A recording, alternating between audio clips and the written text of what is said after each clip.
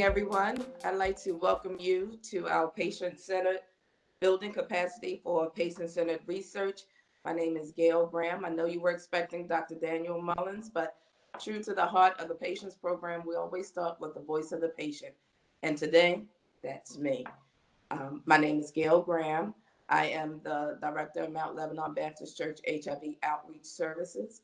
On April 29th, 1997, I was diagnosed as HIV positive, single mom with an 8 and a 10-year-old. Also, I'm working full time.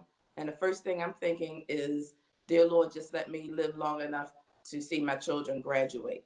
I had no clue about HIV other than that it was a death sentence. I was the very first patient of my doctor, my primary care doctor, who was HIV positive, and he didn't know what to do with me. So he referred me to um, a doctor, but that didn't work well. So I had to shuffle through and find out on my own how to find a doctor that I was comfortable with, how to find support services that I needed, how to deal with the stigma that I was getting. And doing all of this, I was losing friendships. When I went over family houses, the ones that would let me come over, I told to eat off of paper plates or plastic utensils.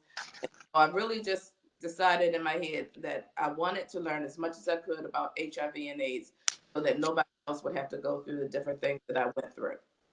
Um, Fast forward 20 years, I have my kids have grown.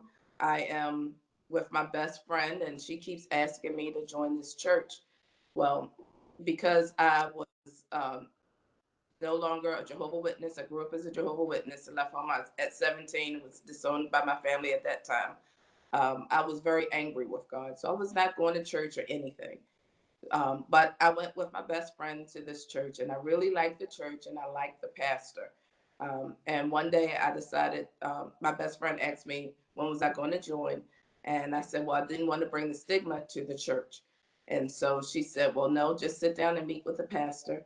And then I sat down and I met with the pastor. I will tell you more about my journey a little later on, but now I'd like to introduce Dr. Daniel Mullins. Thank you very much, Gail, and welcome everyone. Good morning, and once again, as Gail mentioned, welcome to our Capacity Building for Patient-Centered Outcomes Research Conference, sponsored by the Agency for Healthcare Research and Quality, with support under the R13 grant mechanism. My name, as you heard, is Daniel Mullins, and I'm the Executive Director of the Patients Program at the University of Maryland, Baltimore School of Pharmacy. On behalf of all of today's presenters and the amazing staff of the Patients Program, I'm excited that you could join us today. We started planning this conference a year ago, right after last year's very successful in-person conference. The presenters first selected June as an appropriate time frame, and then we looked at calendars, and June 19th was one of the dates that everyone was available. Given the strong focus that many of the R24 awardee institutions have on minority health and health equity, we decided that it would be appropriate to select Juneteenth, today June 19th, as the date for the 2020 conference.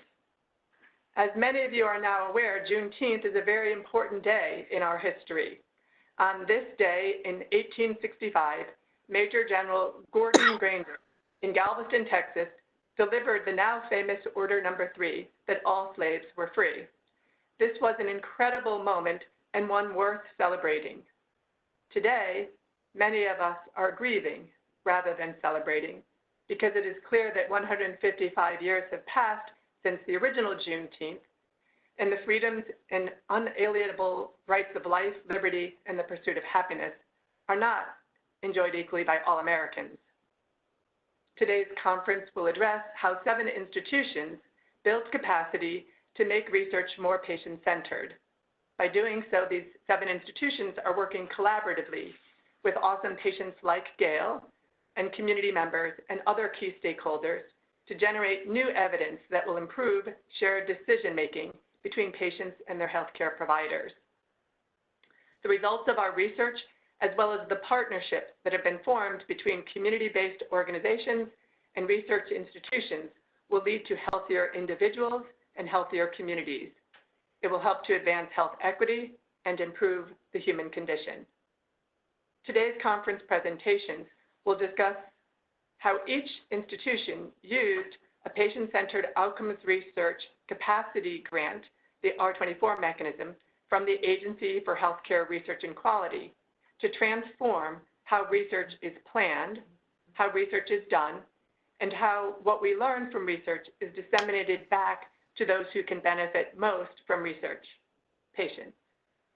On the 155th anniversary of Juneteenth, we are committed to ensuring that the news about our research gets to everyone and that everyone can benefit equally. Thank you again for joining us today. I will now turn the microphone over to Chris Johnson, who's my multiple PI partner on this R13 grant. Chris? Thanks, Daniel. Can you guys hear me? Yes. Okay, good. So, good morning from Detroit. That's where I am. As Daniel said, I'm Christine Cole Johnson. I work at Henry Ford Health System in our Department of Public Health Sciences. And our headquarters and our flagship hospital are located right in Midtown Detroit. We have 4 other hospitals and 40-some clinics distributed throughout Detroit and southeastern Michigan.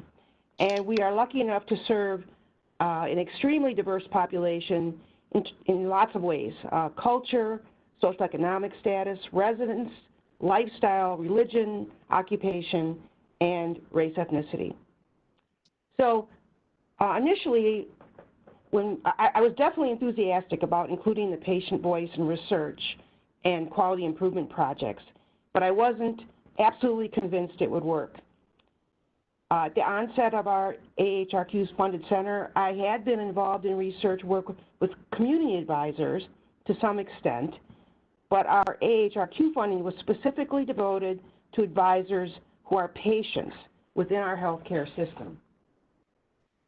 The last 6 years have proven I was needlessly worried. Our patient-engaged research center took off like wildfire and has never looked back. And we now have over 400 actively engaged patient advisors. Some of them are on committees and projects throughout the health system, and a few are even on the national level on some major research programs like the Precision Medicine program, All of Us. As I learned from our conference last year in Maryland that Daniel mentioned, the other AHRQ centers, R24 centers, have also had many successes from their patient-engaged work. So today, we're excited to share the learnings from our very diverse and unique 7 sites representing the very diverse and unique communities we serve.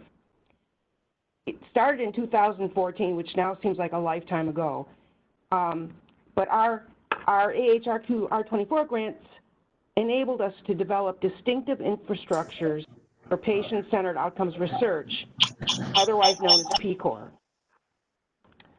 From the beginning, our different locations collaborated to share ideas. We had monthly calls and presentations, so we were actually on this virtual thing earlier on. The calls allowed us to support each other and disseminate our work from year to year. So today, I think, is one more step in that journey where you will hear about our PCOR strategies, innovative methods, and some tools we developed to share results and best practices. Integrated in each session today are compelling stories of researchers and patient and community advisors all working together to develop, conduct, and also disseminate their work, like today.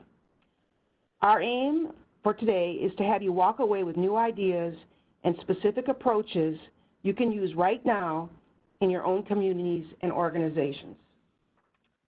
So now I want to turn this over to Dr. Harry Kwan of the Agency for Healthcare Research and Quality, who is the project officer for our R24 grants.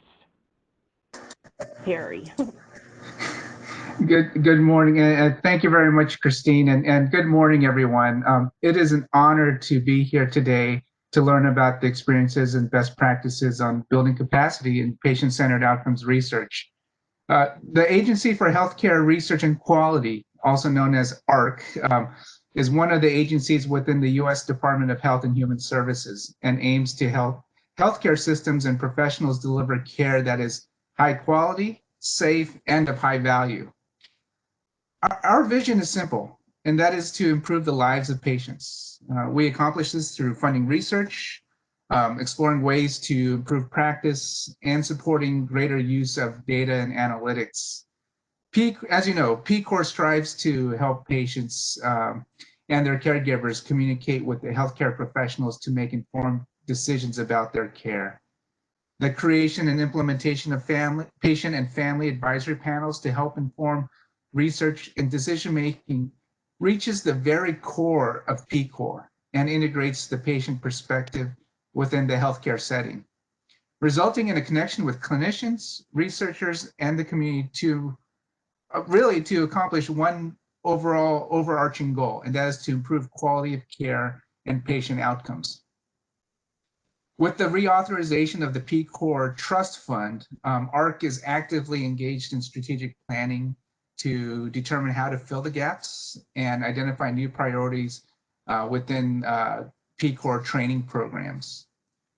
As many of the current R24, or as many of all the R24 program directors are aware of, ARC is currently in the midst of a comprehensive program evaluation, assessing the outputs and outcomes of all of ARC's PCOR training program investments that have taken place for the better part of most of the past decade. The findings gleaned from the program evaluation, along with other inputs, will help inform future program development. The aim of the R24 program was to support the development of PCOR capacity among institutions to conduct and implement PCOR.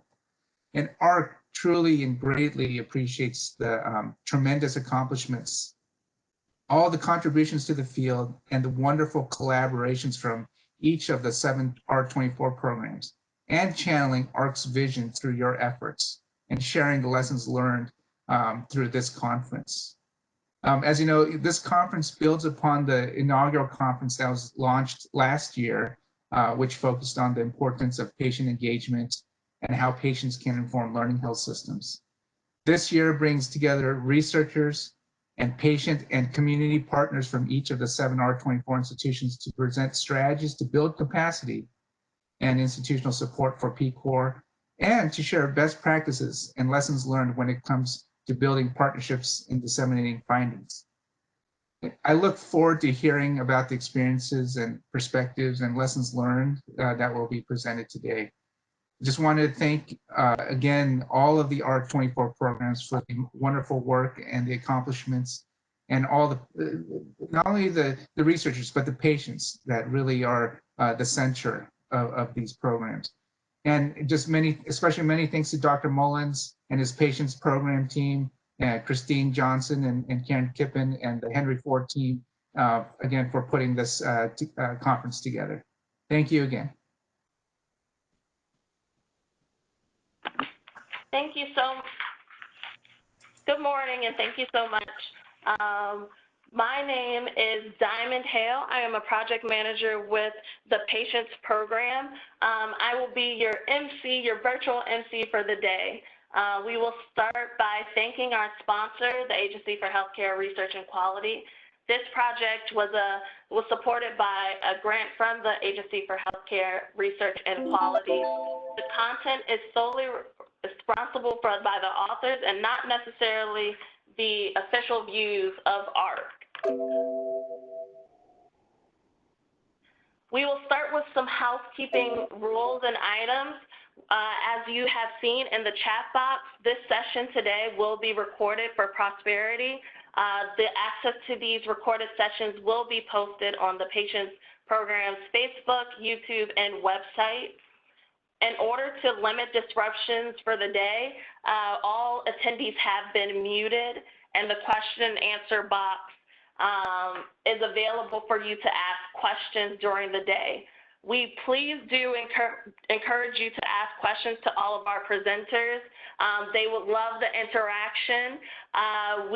You have access to the box, and all we ask is that you include your role, whether that be researcher, student researcher, community member, and then also include the question that you're asking. These questions will be compiled and also distributed for those that may not have been in attendance, but also for you to review later on in today. For each session, we do have raffles, some swag that we will be sending to those that participate and ask questions throughout the day. For each session, we will randomly select individuals that ask questions to receive those raffles. And so you will be receiving a chat box that will ask for your email, and that will give us a way to send you the raffle winnings themselves. As you know, this conference is from 9:30 to 2:15. We are aware that you may need bio breaks. There are agenda breaks strategically planned throughout the day, but feel free to leave when necessary to do so and join us back again. There will be an hour lunch session at 12:05 to 1 o'clock. During that time, we will then switch over to session 3 after lunch session at 1 p.m. exactly. We also will be having a post-event survey that will be emailed to all attendees. There is also another chance to win a raffle based on your participation and submission for your surveys. We all will start the day now, but if you have any questions, please feel free to use the chat question and answer box feature throughout the day. Each presenter will have 15 minutes to present. At the end of that time, I will interject and just let them know that their time for their presentation is over, but then they will also have 10 minutes allotted to each panel presentation. So please use that time to ask questions, and ask more questions. So we will begin by starting with session 1, the capacity building and institutional support. And our first presentation will be from University of Maryland School of Pharmacy, Gail Graham and Dr. Daniel Mullins. Thank you, Diamond. I just wish that I could win the raffle too, but anyway, back to what I was saying from the beginning, that when I met with the pastor of Mount Lebanon Baptist Church, who is Dr. Franklin Lance, he was really nice and he listened to everything I had to say.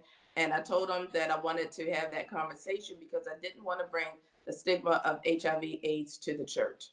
And Dr. Lance said, Gail, this is your ministry. Now, Dr. Lance is a very handsome gentleman, but I thought he had a few screws loose. But needless to say, about a year later, we started Mount Lebanon Baptist Church HIV and AIDS outreach services. What I wanted to do was to get to know my area for where the church was located, 21215, because it had a very high rate of HIV and AIDS. And once I did get to know, we were doing like different things. We were doing health fairs. I learned how to become a certified tester for HIV and AIDS. So I actually got to be a counselor to some members in our community. And we had different organizations coming in, trying to get information from our community, but not giving back. They would say, we would like to meet with certain people in your community, and we would do X, Y, and Z. And all they did was take information from our community and not give back. And it got to the point where the community was just telling people what they needed to hear to get the freebies, the gift cards that they were giving out. And a lot of the people that came under the auspices of research. Well, one day when I was volunteering for my church, my pastor had asked me to come sit in this meeting with him. And I was hesitant because every time he asked me to sit in a meeting, I always get work. So I was like, I really don't want to go to this meeting.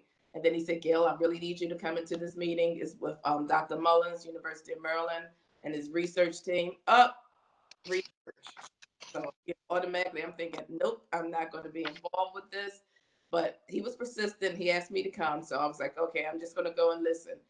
And when I went into the conference room, Dr. Mullins was there with his patients program team, and he was telling me all about the patients program. And to be quite honest, it was like blah blah blah. I didn't want to hear it. But at the end of his presentation, Dr. Mullins said, "Well, Gil, do you think you'd be interested in partnering with us?" And I looked him straight in the eye and said, "Nope, not interested at all." So after a minute, Dr. Mullins rephrased everything and then asked me again, "Well, Gail, do you think you'd be interested in joining the patients program?" And I said, "Nope, not at all."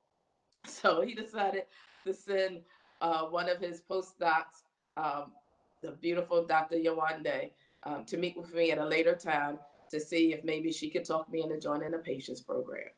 Well, when she came and she gave me the spiel and everything, I still told her no. But then she said, "Well, do you mind if we have a table at your World AIDS Day Testing for Turkey event?" So I'm like, "Okay, well, I'll just put them in a corner so I can watch them, and yeah, fine, whatever." So they actually they were the first team that came, and they not only came early, they helped me set up. They asked if they can get the community some donuts and everything, and I thought that was really nice. And then I got busy, so when I turned around, I looked, and the patients program was actually sitting with our patients, with our community, holding their hands. Some was serving them, bringing coffee and donuts to them, but they were sitting there holding the hands of a community who had felt bereft of any type of physical contact, and they were looking them in the eye. And at that point, I said, "Okay, you got me." So not only were they there for that, but when my church decided we were going to do a back to school event, they were there 100%. They were there, and physically they were there with helping with donations. Um, Dr. Mullins was there breaking down boxes and everything. We had the Maryland Food Bank. They connected us to the Maryland Food Bank because, I went back and said, well, we have a food desert, and, it would be nice if we can do things. And so through the patients program, I got a connection for the Maryland Food Bank. When we were doing our health fairs and we couldn't find testers or we needed more resources, the patients program was right there, 100%. So it's got to the point where our community looks forward to seeing the patient program. And we look forward to working with the patient program because they not only say they're going to do something, but they deliver it and they stay there and they listen to what we need. And the patients program has provided a platform for me to speak nationally about HIV and AIDS, and about my different experiences, even to the point when I was telling Dr. Mullins about the name change for the clinic I was going to, which was the JOS Initiative. Um, he said, and I told him that once they joined with another clinic, they changed the name to the Center for Infectious Disease. And I told him that, and I told him how that hurt and how the stigma is back and how the whole atmosphere at the clinic was. And he said, "Gail, you have a voice. Speak up." And I said, "Well, how can I do that?" And the doctors are saying that, they said something, but nobody was listening. He said, "Gail, you have a voice. Speak up." So at a meeting I went to with HIV planning group, which is part of Baltimore Commission for HIV and AIDS, I brought up the subject and I brought up how our mail was coming, Center for Infectious Disease and everything. So they were upset with the name change and they said they would write a letter to the powers that be. And I'm thinking, yeah, okay, it's not going to add up to anything. But 3 months later, when I went to my clinic appointment, my favorite nurse came up to me and she said, "Gail, did you hear the news?" And I said, "No, what news?" And she said, "Well, our signs get ready to go up." So I'm thinking, oh Lord, Center for Infectious Disease. And she said, "No, they changed the name to Thrive." So I was so happy about that because it's not that we're just living with, but we're thriving with HIV. So that gives us hope every time we hear it. And so again, went to Dr. Mullins. He asked me if I could write something down. And so I wrote it down. And then a young lady had sent something to me in an email asking if she could publish it. And I said, "Sure." And I looked at the underneath and it said BMJ. So I'm thinking Baltimore Medical Journal. I'm like, "Oh, that's sweet. Okay."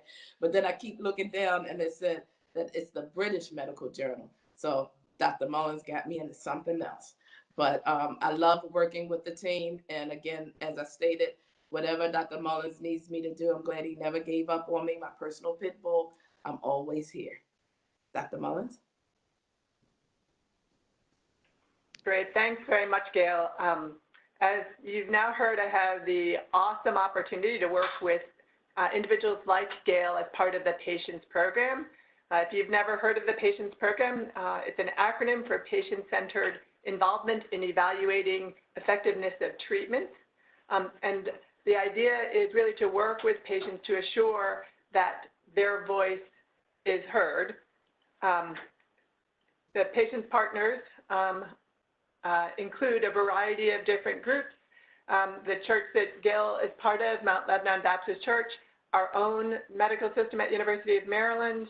We have other patient partners like Patients Like Me, and then we have partners that include patients and healthcare providers like Bon Secours Baltimore Health System, the Association of Black Cardiologists, and then research partners like Indiana University, CMTP, and WestAT. And together with these community leaders, we decide what projects we'll support and how we can transform the way that research is done. As Gail told her journey, I'd like to tell my journey. I did receive one of the earliest PCORI Awards, Patient-Centered Outcomes Research Institute Awards, to really advance methods for engaging underrepresented populations.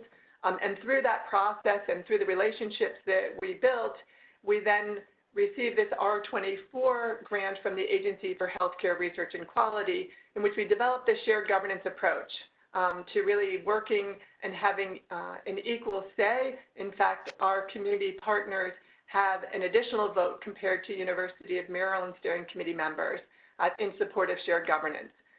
At the campus, I was, in quotes, promoted, if you want to say that. The PATIENCE program is very involved now in our Institute for Clinical and Translational Research.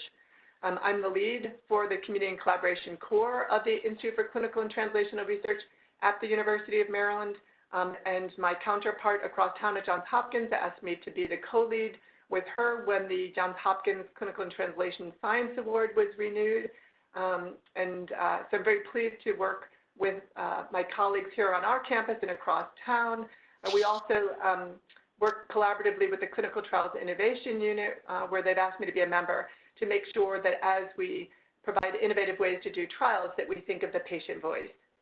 Thanks to the funding from Agency for Healthcare Research and Quality, the R24, we brought in 50 new awards, including a new R24 funded by the National Institute on Aging, really leveraging those original dollars that AHRQ gave to us to continue to build our capacity and to conduct research. It was important for me to have campus-wide support, and I was very pleased that the dean of every one of the health professional schools at University of Maryland provided a letter of support for the grant, but continued to provide support by sending their best faculty to us to work with us to develop new grant proposals and to work on innovative projects. It also was important to work with community partners and community leaders. And one of the first things that we did that I recommend that you do is to meet with community partners and ask them, what do they want out of the partnership? As Gail mentioned, all too often as research institutions, we go in and explain what we want and where we could use their help. And I believe that the success of our program is because we started first by listening to what was important to our community leaders and our community partners, and that we brought in patients not just as participants in our studies, but as advisors to help us do research the right way so that research could bridge between the questions that patients have and the ability of research institutions to conduct research collaboratively. Our goal then ultimately is to listen in a bidirectional learning mode, to bridge by leveraging resources. And it's important that we provide resources to our community partners, not just dollars for grants, but resources, like Gail mentioned, attending and supporting their health fairs, bringing our intellectual capacity and our clinical knowledge to our community partnering institutions. But we've also learned how we can leverage their resources. All too often, people go to community partners thinking that we're the only ones that have something to offer, and it's been amazing to see how we're able to leverage the intellect and the resources of our community members and our community partners, and that has been a major step in the success of our program. Ultimately, it really is about delivering solutions. Not just sharing the resources, but sharing the knowledge and making sure that as we learn, that what we have learned together gets shared with all those who can benefit. One example that I'd like to leave you with is one of the greatest lessons that we learned from our community partners. Dr. Sam Ross, who often quotes this African proverb, and he reminds us that if researchers want to go fast, they should go alone. But if we want to go far together and really improve health and health equity, that if we want to go far, we must go together. Thank you very much, and we'll now turn it over for questions and answers. Perfect. Thank you so much, everyone. Please use now the question and answer box for your questions. I'll start with the first from Janice Tuff. How can we ensure equity is a primary focus during this time of social distancing? The digital divide is real, and exclusion rather than inclusion in care and in research can be exacerbated. Gail taught me a lot about using platforms, so I'm going to have Gail answer that question.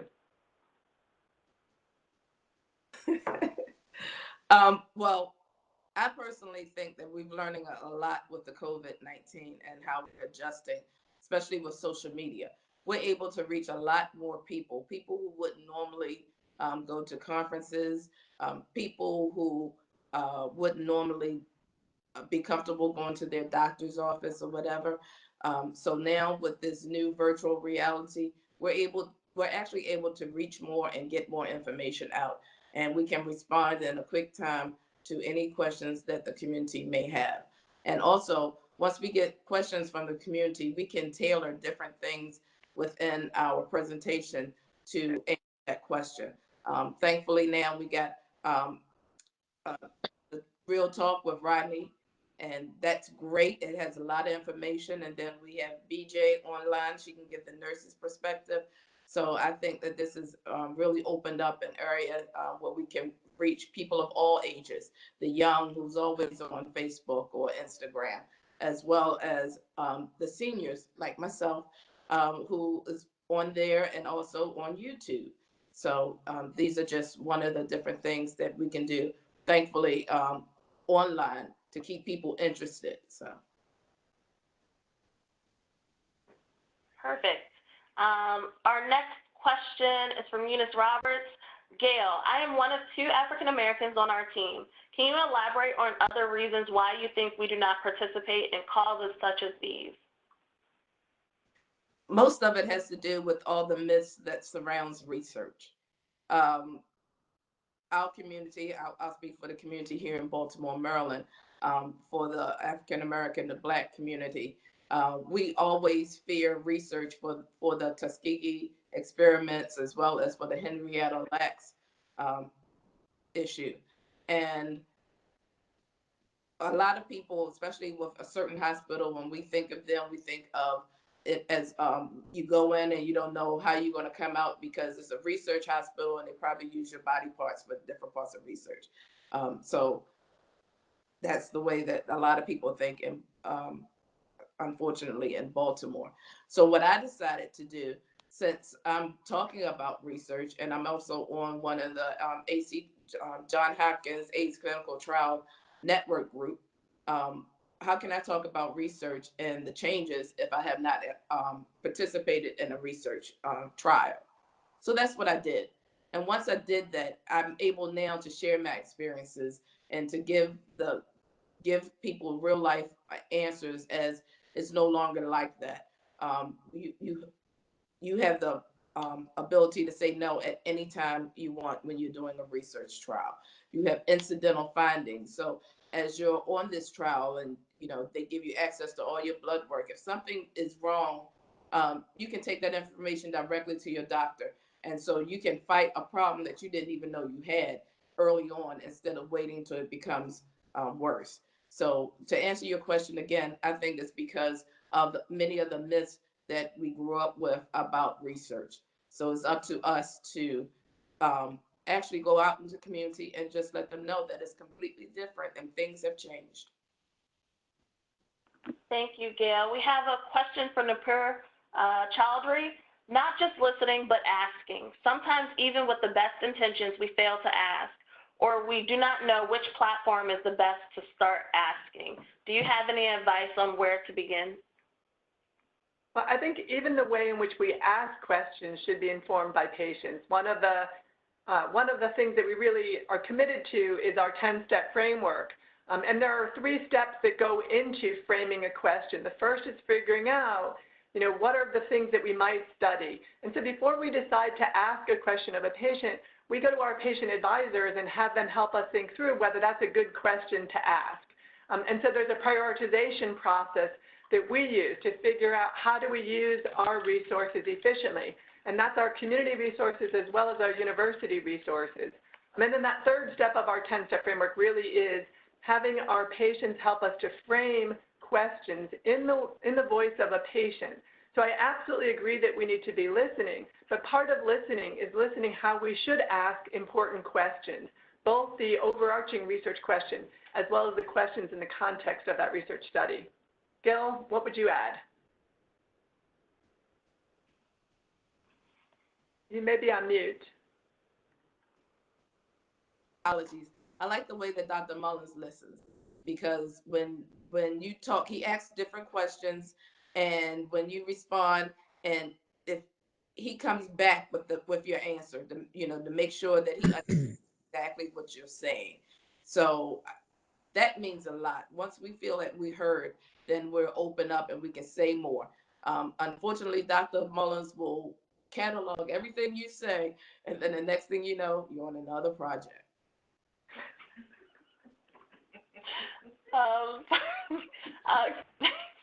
Gail, we have a question from Cynthia Bauer.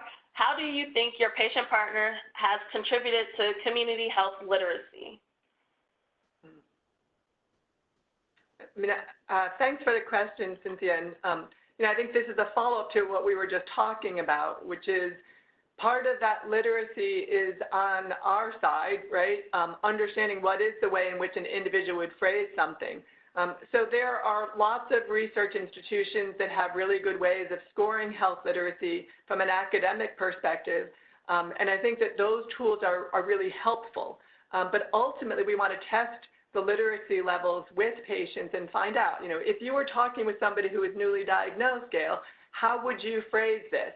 And so we can use research and tools to grade things like the level of literacy, but ultimately the way that people speak may be local, and the way in which people talk about HIV and AIDS in Baltimore may be different than it is at Henry Ford in Detroit or the other sites that are on the R13 Conference grant today. So I do think that we want to always think about health literacy, but we also want to check that the language that we use not only scores on a health literacy scale, but resonates with individuals from the communities that we're serving. Perfect. I'm going to ask one more question because this question is directed towards Gail. Some of the other questions I will read off in the next section and perhaps get a different perspective from our other panelists. So, hello, Ms. Graham. Thank you for sharing such an incredible testimony. My question has to do with perhaps coming up with a different label to the word research in step with Thrive versus infectious disease. Gail, do you have any suggestions or answers to that question? Wow, that's a great question. I don't know of another word other than research. I just think that we need to just rebrand it and let them know that with research, they will get answers to their questions and that they will be kept informed, and just keep highlighting the positive at the same time, being honest about the history of research. But I think once we acknowledge that and we show how far research has come, then we will get more people interested in research, especially if it's coming from someone that looks like them. Thank you so much, Gail. And like I said, we will have answers to all these questions because we are going to compile them if there are other questions that are directed towards Gail. But for now, we're going to say thank you from the University of Maryland School of Pharmacy, and we will move to our next presenters from Denver Health and Hospital Authority. Silvia and Deborah, are you on the line? Yes. Yes. Hi. Just let me know when you want me to click for the next slide. Okay. Hi, my name is Silvia Gutierrez Ragunath. I am a senior research associate at Denver Health, but I always say that I'm working for my community. I've been involved with community advice panel since it was established around 6 years. I am currently one of the lead of the CAP. Good morning. I'm Debbie Rinehart, and I'm a health services researcher here at Denver Health. And I had the opportunity to be a PI, or a principal investigator, on one of our 3 pilot projects that was part of the AHRQ P-Core infrastructure grant. And as a result of that, have had the opportunity to obtain 2 PCORI pipeline grants and work on a PCORI sustainability grant. I've been at Denver Health for about 12 years and have had the opportunity to see how capacity for patient-centered research has improved. And that's from the advisory group perspective, which is a key way that we include patients in the research piece, but also from investigators coming and being really interested in patient-reported outcomes and qualitative work. So it's been really exciting, and being able to participate in this R13 is really exciting as well. So thank you for having me. You can advance the slide. Can you advance? Oh. So I just wanted to start off with providing a little context on Denver Health. We are an integrated safety net healthcare system here in Denver, Colorado, and we provide care. So we're primarily a healthcare setting. We provide care regardless of ability to pay. So this just provides a graphic which shows the different type of services. We have over 5,000 employees, and we have a hospital, level 1 trauma center, ER. We have 9 community health centers, and we have 17 school-based health centers located in the schools in Denver.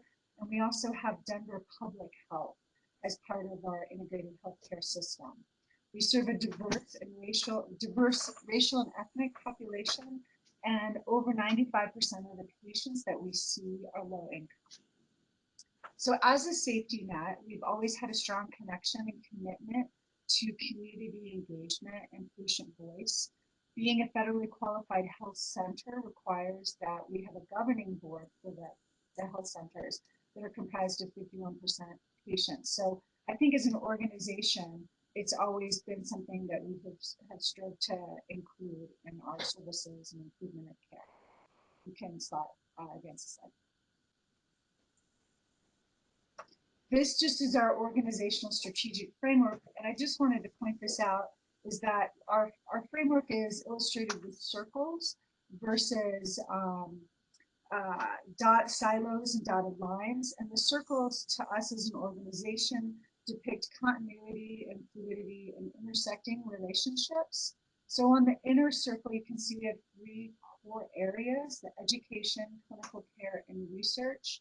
But on the outer circles, you see community and academic engagement, operational excellency, quality and safety are also aspects that influence the work that we do. Next slide. So there's several areas or approaches that I think stand out in terms of having helped our organization foster more patient-centered outcomes research. And so at first, I mean, as is important with kind of any initiative in an organization, is getting executive level support. And so while Denver Health has always done research across many different aspects in the organization, in 2016, the organization prioritized research and decided to create research. We hired a chief research officer through a national search, and that person is at the executive level and advocates for research at that level. And we were lucky enough to be able to hire Dr. Ramona Hassanein, who came from PCORI, where she directed the Addressing Disparities program. So that was really wonderful. And then the initial principal investigator of this AHRQ PCOR grant, Dr. Agnes Habernack was promoted to Director of Medicine. And so we have two really strong advocates at that level that are able to advocate for patient-centered outcomes research, understand the importance of it, and to educate individuals. So we established an Office of Research, and we had a community advisory board that was established as part of the AHRQ and PCOR infrastructure. And we were able to operationalize that community advisory board, which was wonderful.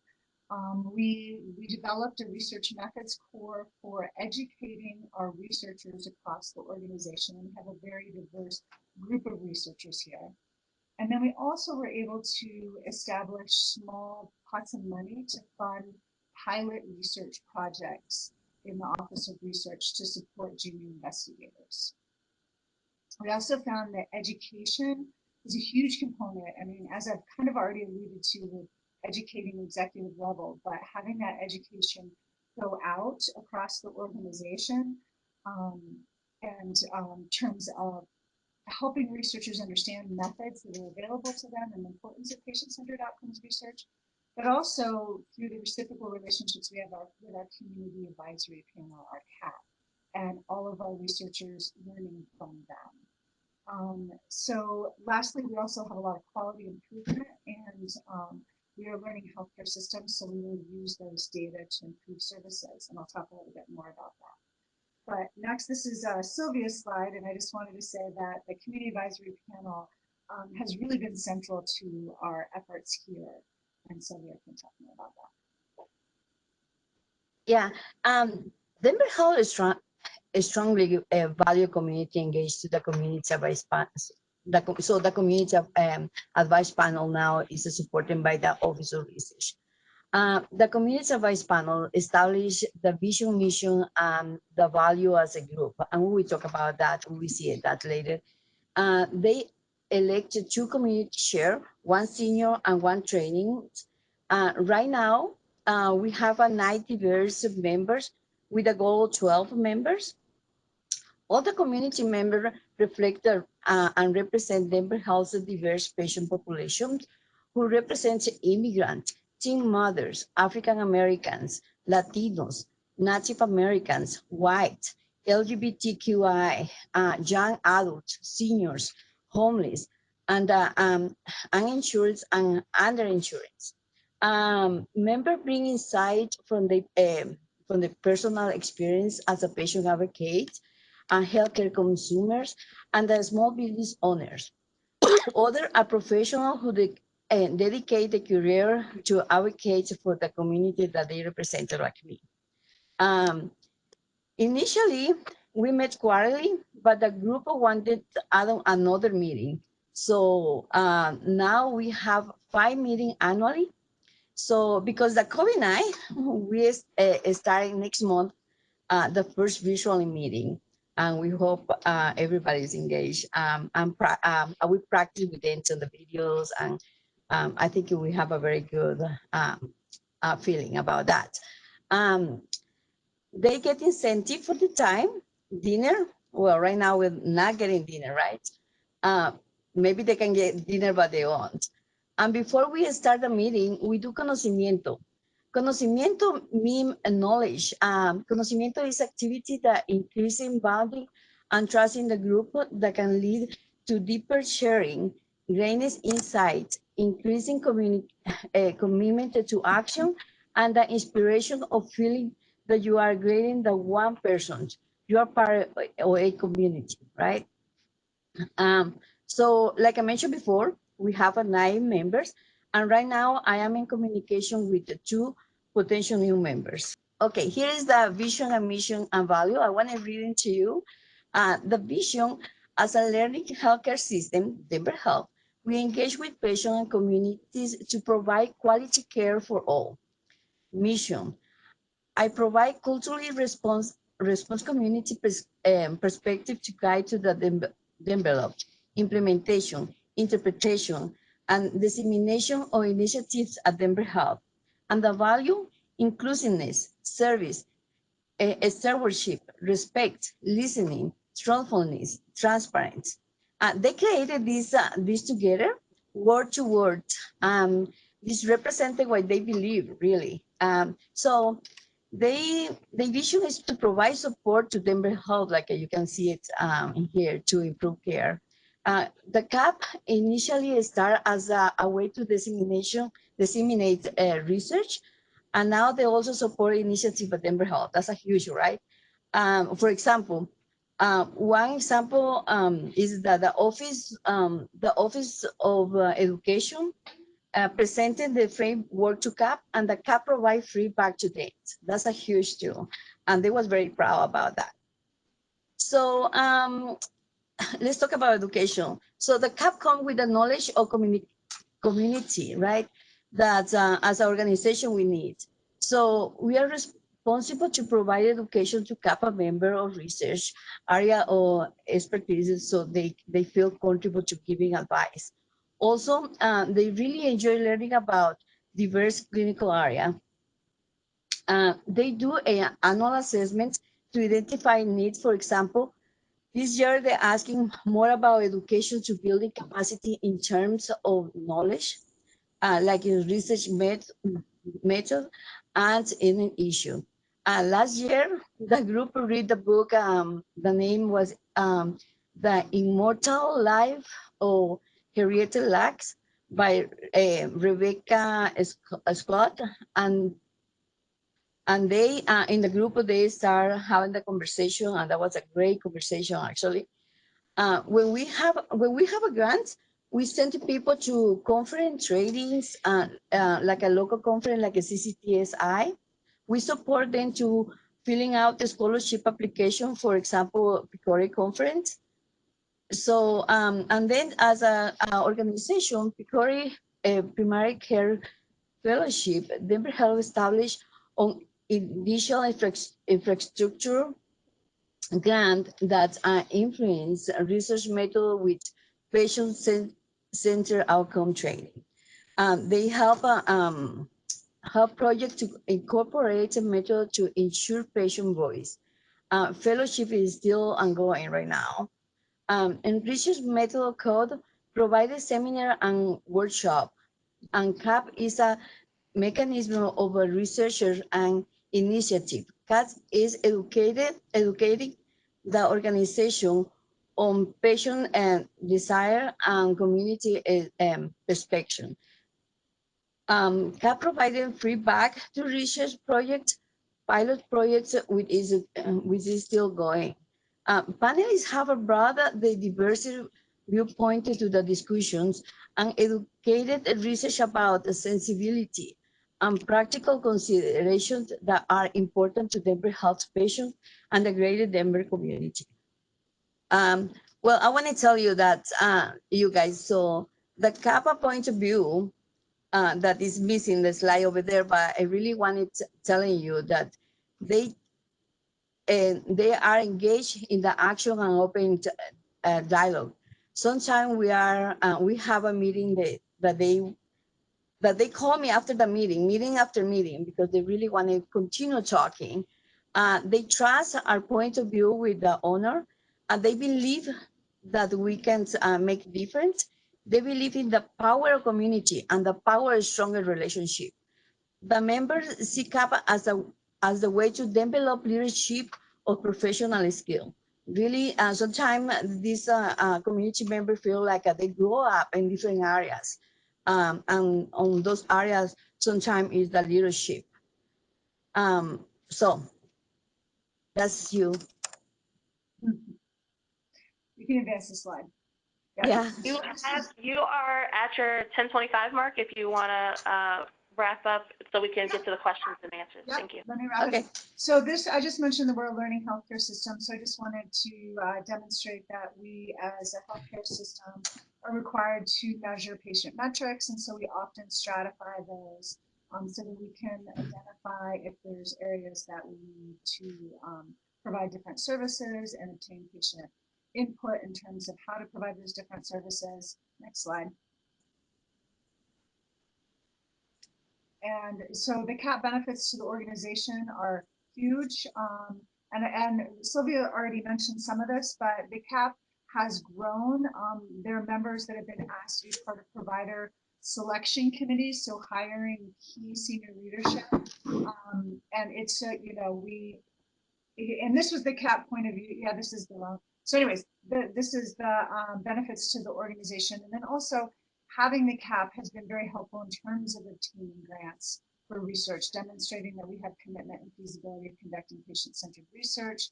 We get letters of support and stronger generalizability and potentially improving the chances of impacting the health of our community, our benefits that the organization sees for having the community advisory panel.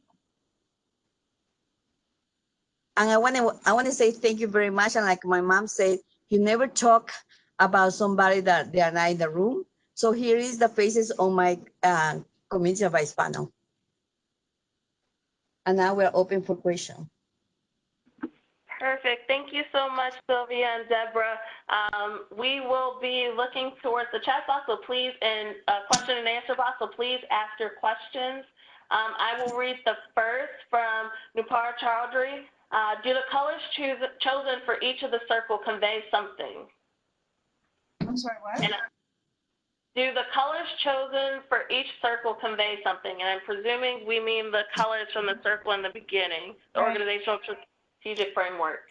No, they don't, just to make it more colorful. Perfect, thank you, Deborah. Next question from Jessica Rowe. What would be the top 3 things a healthcare organization could do to start engaging the community? Wow, the top 3 things. Well, so in our CAP meetings, and Sylvia, you can answer this as well, but I think one thing that we hear often is to be there for the community. So we do have a strategic community engagement section where we have executive leadership in that. So it's, you know, reaching out and developing those relationships with community organizations and being there and showing up and being consistent. I think our, you know, having an established community advisory panel that engages consistently and understands the organization and can be advocates for the organization is helpful. Sylvia, do you? Yeah, I want to add this something. They always say you have to be part of the community, right? Like you can say here is African American Latinos. I am Latina. I'm from Costa Rica. So, but I always are in my community. If they have a power, they have some events. I always volunteer. I think I volunteer almost every single weekend to help in the community in different components. So be there for the community, not only because they're coming to our meeting and we pay them. We have one meeting every 2 months or every month. That doesn't mean anything. You have to be part of the community to engage. Not only they're giving, so we need to giving back. I would say that giving back is be present. I would say that be as a community member. I would say I am the bridge, and I sometimes I take a different hat. So, but I am at the bridge of the research and the community. I can explain to what the research means, and that's one of the power for this community that they are learning and giving the voices to the community. But if we are not involved in the community, we don't do anything. Thank you so much, Sylvia. The next question is from Joseph Richardson. In what ways can we use innovative qualitative methods such as digital storytelling to disseminate the voices and findings from patient studies to get their voices to a broader audience of patient populations, practitioners, and policymakers? It's a good question. You know, we've started recently to partner with our PR department to understand how we can do a better job disseminating information and stories, and the digital audio format is great because I do think we can hear voices and tell stories that resonates more. So I mean, I guess from my perspective, it would be understanding what the opportunities are, and you know, as a researcher being trained in more of the traditional methods, learning how to respectfully utilize those methods to tell people's stories or empower people to tell their own stories and be part of those dissemination efforts. Thank you so much. We have a question from Jennifer Lavoie. Could you describe the conocimiento activity more? Sure. Conocimiento, you know, is something that you have some questions. Like I have like we have a little bag with almost 100 questions, and we open one question, and those kind of questions are a little deep. We can say deep, but this is more about knowledge that the people in the group need to know each other first. When we record, sometimes we record in the session, or we don't record in that piece when we are doing conocimiento, because people are sometimes are open for some of those questions are very deep that people start crying. For example, with only one question is, what is your best dish that you remember when you was a child? So with these kind of questions, we interact in a different way, because we start know the other person, not only because my name is Silvia and I represented immigrant. It's not about that. It's about who really I am as a person. So after you know the person, you can start talking about another things in the community, right? So we do this conocimiento, and this coming from a Chicano movement, actually. You can I can send in the link after if everybody want it, because it's a great tool to start building something in the community, building a new group. I would say we're using this one since we start community advice panel, because I think that is open up the heart, so we can start talking about different issues in the community. Perfect. Thank you so much, Sylvia. For the sake of time, we will move on to the next panelist presenters. But again, all your questions are being compiled and will be answered by our presenters and distributed later. So if you have a question, you will get an answer. Please do not fret. We will distribute those later today. And so we're going to move on to our next presentation from Indiana University, Rivienne Shedd-Steele and Susan Rawl. Are you on the line? Can you unmute yourself? Good morning. Thank you, Diamond, for your help with this. My name is Susan Rawl, and I'm a professor at the Indiana University School of Nursing and a co-leader of the Cancer Prevention and Control Program at Indiana University Simon Cancer Center. And my esteemed co-presenter is Ms. Rivienne Shedd-Steele, who is the Assistant Operations Director at the Office of Community Outreach and Engagement at the Cancer Center as well. Today, we're going to share our thoughts on essential resources for engaging patient and community partners in cancer-related research. And I will start out by saying that Rivienne is probably the most essential resource we have. So we'll share a little bit about that. Next slide, please. Our goals for today are to describe the infrastructure and the services provided by the IU Simon Cancer Center Office of Community Outreach and Engagement, and to describe the processes of engaging patients and other stakeholders in IU Cancer Center research. So this basically is our organizational chart for the Office of Community Outreach and Engagement. And on the left, you see 4 aims or objectives of this office that we work diligently to achieve. First, our goal is to define cancer incidence, mortality disparities, and determinants in Indiana, to conduct and implement impactful research that targets issues relevant to the residents of Indiana, to develop and disseminate evidence-based strategies for prevention, screening, treatment, and survivorship in Indiana and beyond, and finally, to promote health policy that will decrease the cancer burden in Indiana. The office is led by Dr. Victoria Champion and basically has 2 arms.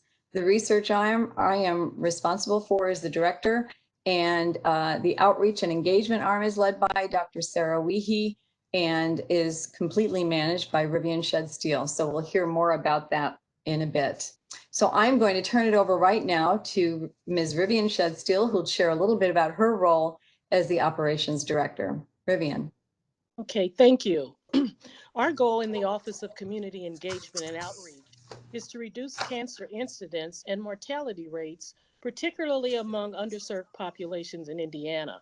We work collaboratively with the communities that we serve, along with our partner organizations, to address health issues that directly affect them and our patients.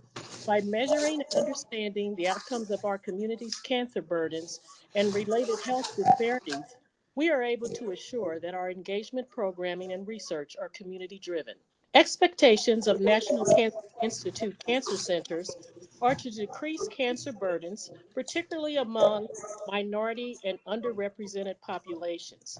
To facilitate this requirement, COE formed a Health Disparities Committee that's chaired by Dr. Virginia Kane, who's the director of our Marion County Public Health Department of Indianapolis. This committee is comprised of a diverse group of community leaders and health professionals who serve as a critical link between their respective communities and the Cancer Center. Our committee members serve as an important resource and provide guidance in enhancing cultural competency within our healthcare delivery system. They also provide assistance in developing innovative community-based intervention approaches to reduce and eliminate cancer health disparities in the community. Their contributions continuously enhance our efforts in translating research into practice. Gary, Indiana has one of the highest incidence rates for cervical cancer in the nation. As a result, our Health Disparities Advisory Committee recommended that we meet with the Gary mayor to develop strategies to focus on these growing concerns. This meeting with the mayor and his city leaders led to the creation of focus groups of healthcare providers, city leaders, led to the creation of key population leaders and community members that resulted in the recommendations of HPV education services and free on-site HPV vaccination clinics for residents of low-income housing. Programming partners included the Gary Housing Authority for underhoused residents, Community Health Net clinics, and the Gary Department of Public Health. Our efforts in providing related HPV education and access to HPV vaccination for the last years has resulted in increased vaccination rates, as shown in the graph on this slide. Through the development of strategic alliances, the Office of Community Engagement and Outreach serves as a bridge between the Cancer Center, our researchers, and community stakeholders. These collaborative partnerships enhance our efforts in promoting community outreach activities and have aided in an increase in community participation in cancer research. We participate annually in the InShape Indiana Black and Minority Health Fair and partner with them to increase minority awareness of chronic diseases to over 20,000 individuals who attend the weekend fair. During the health fair, we address the unmet need for cancer education and no and low-cost services that target prevention and education among underserved communities. At last year's health fair, we provided tobacco cessation education information and provided carbon monoxide testing to over 650 participants at the health fair. 40% of the participants signed up to join the Indiana Tobacco Quit Line, which is a free telephone-based cessation service designed to help all Indiana tobacco users in any stage of readiness to quit. We also provided on-site HPV education and screened health fair attendees on their eligibility to receive HPV vaccines. We partnered with the Marion County Department of Health and the National Center of Excellence in Women's Health, who provided medical staffing and on-site HPV vaccines. The providers developed a patient medical record and followed the individuals to make sure that they completed their required HPV vaccination continuum. The Center of Excellence also provided an online risk assessment on site and referred patients for BMI and blood pressure screenings. A COE health coach provided follow-up and reminder services. Our community research initiatives are numerous. Recently, COE assisted with the implementation of the Understanding Lung Cancer Screening Behavior Study. This was a researcher-designed study that included participant recruitment and data collection. We assisted in recruiting 470 total participants at Indianapolis housing sites. for this disparity study over a 4-day period at different housing sites. The Indiana Housing Agency has been a tremendous partner in our community-based outreach and research also. During this study, we also provided $10 Walmart gift cards were given as an incentive to individuals we recruited. We also provided lung cancer tobacco cessation education to residents and signed up over 130 residents to the Smoking Quit line during the recruitment initiative. A peer-reviewed article titled Understanding Lung Cancer Screening Behavior, Racial, Gender, and Geographic Differences Among Indiana Long-Term Smokers was developed and published that highlighted study outcomes. Next slide.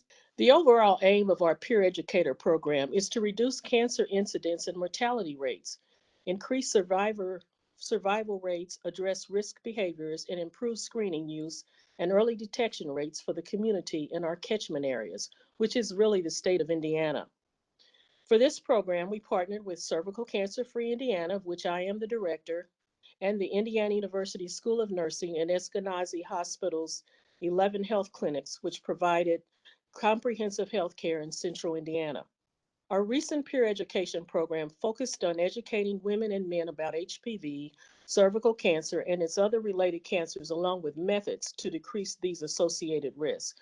Also, during most of our education programs, we introduce a little information about cancer clinical trials. So if anyone is ever offered to be part of a trial, they can say that they have received some type of basic education information about them.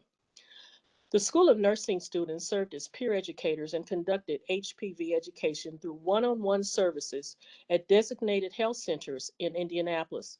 We targeted individuals eligible for the HPV vaccine, parents of 11 to 17-year-olds, and individuals aged 18 to 26. New guidelines were also followed, and individuals up to age 45 have recently been targeted. Over 200 nursing students have collected quantitative and qualitative data, including data requested by researchers from over 5,000 patients. Eskenazi outcomes have shown that patients are talking more with their doctors, which enhances efforts to build trust that has led to improved patient-related outcomes, service quality, and patient satisfaction. IU Simon Cancer Center has a long history of collaborating with our community stakeholders. We provide services to a broad spectrum of community groups, and we collaborate with a wide range of partner agencies and service provider organizations to effectively deliver our programs and services. Our community engagement approaches are incorporated by various related departments in the Cancer Center and across healthcare providers and disciplines. Oftentimes, various departments solicit input from our external stakeholders that enhances our patient community-centered services. Some of our priority partner organizations and health and social service providers are shown on this slide. I will briefly share one exemplar of many of how Ms. Shedd-Steele has supported the research being conducted at IU Simon Cancer Center. I'm the lead investigator of a PCORI-funded study titled Approaches to Colon Testing. And the aims of that study are listed here. I won't read them to you, but basically we're comparing the effectiveness of 2 interventions to promote colorectal cancer screening, a male DVD versus the DVD plus telephone-based patient navigation. We have a couple of other aims there that I will skip over. It's a 3-group randomized trial. We have 345 people enrolled. We're doing it with our safety net hospital system in collaboration with the endoscopy department, and data is being collected by phone interviews. This slide shows our research team, which is a pretty good sized research team, but the most important members, of course, are on the left side of the slide, your left slide, I believe, of the slide you're viewing. We have 8 members of our community advisory board member led by Sylvia Strom, who's our chair. The research team members in the middle are basically the investigators plus our clinical stakeholders in blue, who are members of that team. And then on the right-hand side in green and red are our nurse navigators who've served on this study over the 4-year period we've been doing it. So Rivienne was instrumental in helping formulate a community advisory board for this study, as she has for every one of my studies. I have not ever conducted one where I didn't have members of the community sitting at the table with us, helping us design interventions. But I'll just share with you a little bit about what the CAB did for us and what we did together during study implementation. We involved them with the writing of the grant, since that was very important as well. But once we got funded and started to implement this study, the CAB members attended numerous meetings, 6 of them in the first year. We met every other month. And then we've been gone to quarterly meetings for the last 3 years. They actively participated by providing critique and feedback, and specific involvement they had has been mentioned by other people about how we make sure that things are at the appropriate level of health literacy and culturally competent. So they were involved in developing the DVD, refining the patient navigator intervention, improving our recruitment materials and strategies, everything that our participants saw and read. They reviewed first and made suggestions for. They helped to improve our surveys and questionnaires to make sure they were understandable and the appropriate literacy levels. They helped with monitoring study progress and troubleshooting challenges. We had a lot of recruitment challenges in this study, and the CAB was instrumental in coming up with great ideas for how we could overcome those. They also helped with developing retention strategies. And then now we're currently involved in discussing results and the best methods to disseminate our findings. These are just a few photographs of our CAB. We met in a local church where they generously gave us a space in their church building to have our meetings. We didn't want to inconvenience our CAB members to come down to campus and deal with all the hassles related there. So we went out to the community and found a convenient place to meet. These 2 members on the right are CAB members who were involved in the DVD. Those are quotes of things that they said when they were filmed as part of the DVD. Mr. Thomas Griffin at the top is a local radio host and has a wonderful sense of humor, was very engaging and made great contributions. And Dr. Ruth Lambert at the bottom is a colon cancer survivor who's actually on a mission to get everybody screened. So I'm preaching to the choir here about the benefits of engaging patients and our clinical stakeholders in research. They, as I mentioned, they provide essential input to make interventions and all study materials relevant, culturally sensitive, comprehensive, and user-friendly. Our clinicians are essential to developing interventions that are easily integrated and used within health systems. They also provided guidance on identifying eligible patients and populations in need of intervention. And we know that science and researchers benefit from their engagement in our research and their collaboration, but my question was, what's in it for them? So we actually went and asked them that question. And here are some of their answers. We asked, this is just a sampling of the questions we asked, but what made you decide to join the CAB? We always had CAB meetings from 5 to 7:30, so dinner was always served and being fed, they appreciated. Getting paid for my time, having the opportunity to contribute and do something good based on who I am and the skills and expertise I bring, feeling valued and appreciated, being committed to colon cancer screening and preventing colon cancer, and then being able to list this on my resume. Then the question, what kept you coming back? Joining the CAB helped me get a job. The knowledge gained from participating, having a forum to talk to others in my community about colon cancer and cancer in general, developing and sharing my expertise on colon cancer screening and colon cancer, having street cred, being able to socialize with others by being part of a club or a team, helped me to meet ladies and helped me to motivate me to get screened. We actually had members who were screened as a result of their involvement in this study. What are the benefits and advantages of being a member of the CAB? This has been a learning opportunity that I'm now able to share with others, has given me the chance to contribute to something significant, and getting to act in the DVD was fun. What was difficult about being a member of the CAB? This is a significant time commitment that has to be integrated into one's life. The location of the meeting for some people, they had to travel a little bit further, possible safety issues and transportation challenges. So this is helpful to us as we plan future studies to be attentive to those things and try to address and overcome those challenges. And then is being involved in research projects like this something you would recommend? All said they would recommend it to others because it's a unique learning opportunity. It's allowed them to grow personally and professionally, and would do the same for others. And it's important for community members to understand the research process, and being involved would help them understand it better. So we are in the process of formulating a CAB for the COE, the Community Outreach and Engagement Office to guide us on both research and outreach activities. Rivienne and I are looking forward to learning from them. And I love the idea that someone shared about video storytelling. Part of our DVD is just that, but to get our CAB members to share some of their thoughts on what being a member of the CAB was like and show those in video storytellings, I think is a wonderful idea. So next slide, and we thank you and welcome any questions.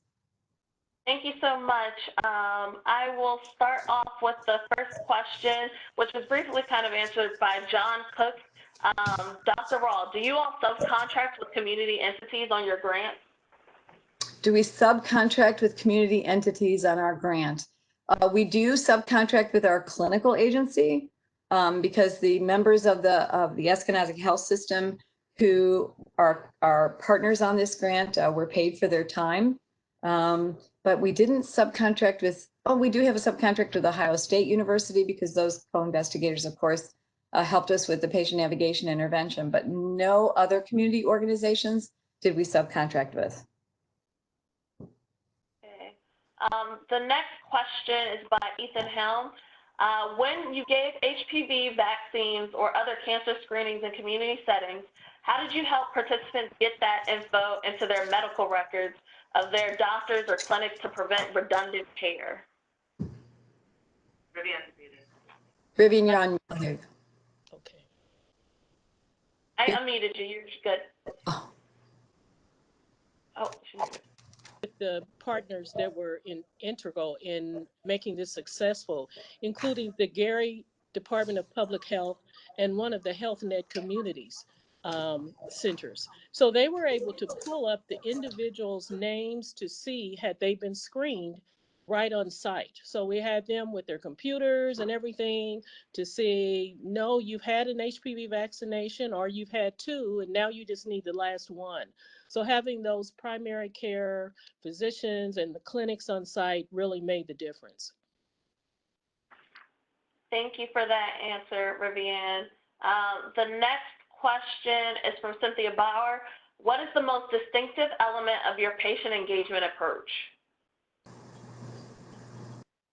For patient engagement, I think one of the things is working with organizations that have feeder target groups. I don't work as much with patients, but with the Indianapolis Housing Agency, again, they have health clinics directly on site on some of the senior sites. So we can go into and work with the medical doctors and directors and help engage their patients through basic community engagement. So if we start with an educational program that was site specific and they were referred to a clinic, well, the clinic's already on site at Indianapolis Housing Agency, and then we can work with them getting them there screened.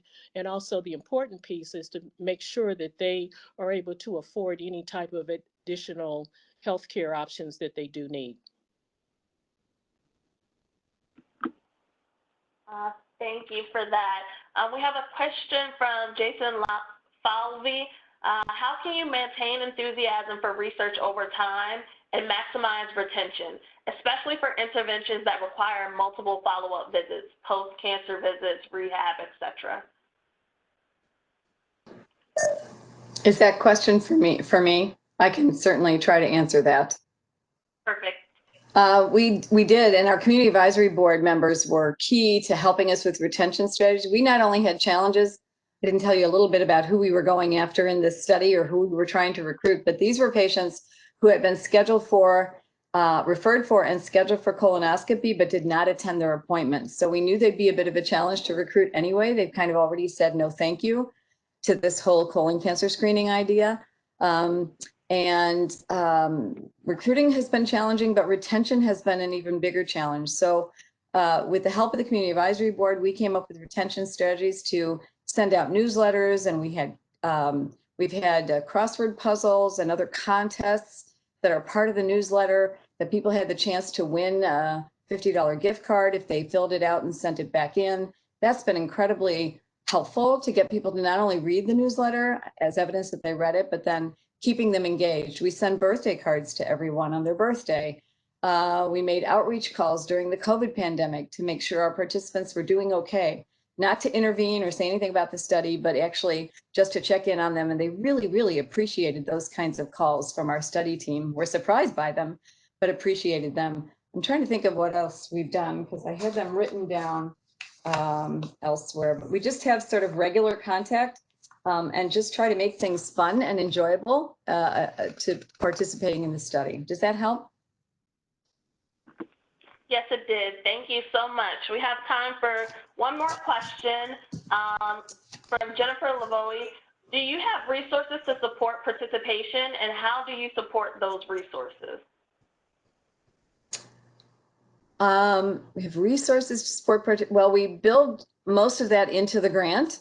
So we pay our, are you talking about our community advisory board members now or our participants? I'm not sure. I'll address both.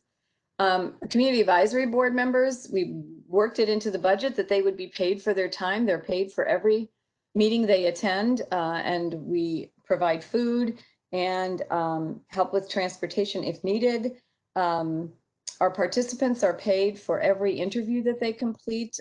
We just consider that an appropriate thing to do, to thank people for their time and effort in participating in the study. And everybody's time is valuable, and to spend, you know, a half an hour for a baseline interview is a lot to ask of people, particularly when they are, we're collecting data by phone and they have to pay for phone services. So those are important things that we try to do to compensate people.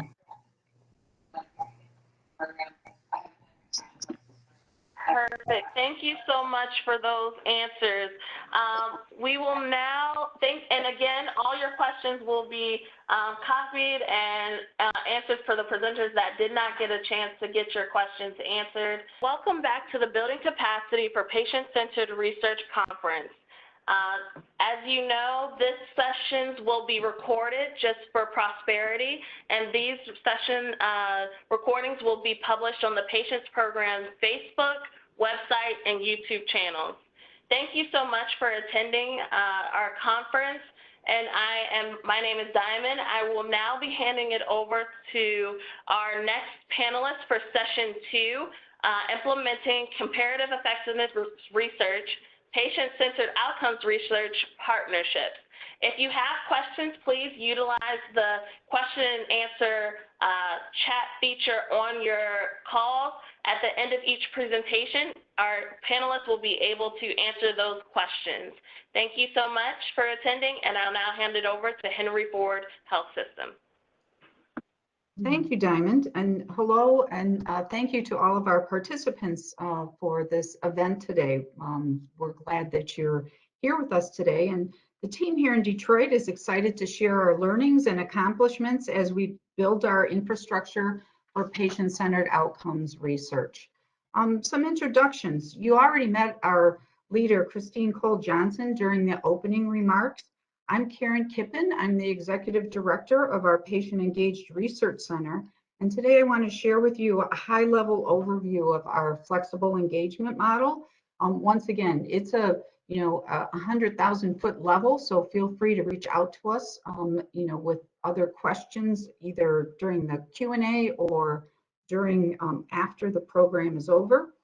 Then you're going to hear from Sandra Keller, a caregiver and longtime patient advisor. She'll discuss her role and activities in cancer precision medicine research and development. And finally, Heather Olden will be speaking on behalf of Beth Rubenstein, a transplant recipient who unfortunately is unable to speak today due to health issues, but hopefully is joining with us and listening in as Heather shares Beth's and her work with the transplant living community. Our flexible model embeds patient advisors across our health system to engage in a broad range of activities. We have 4 different types of patient advisor roles.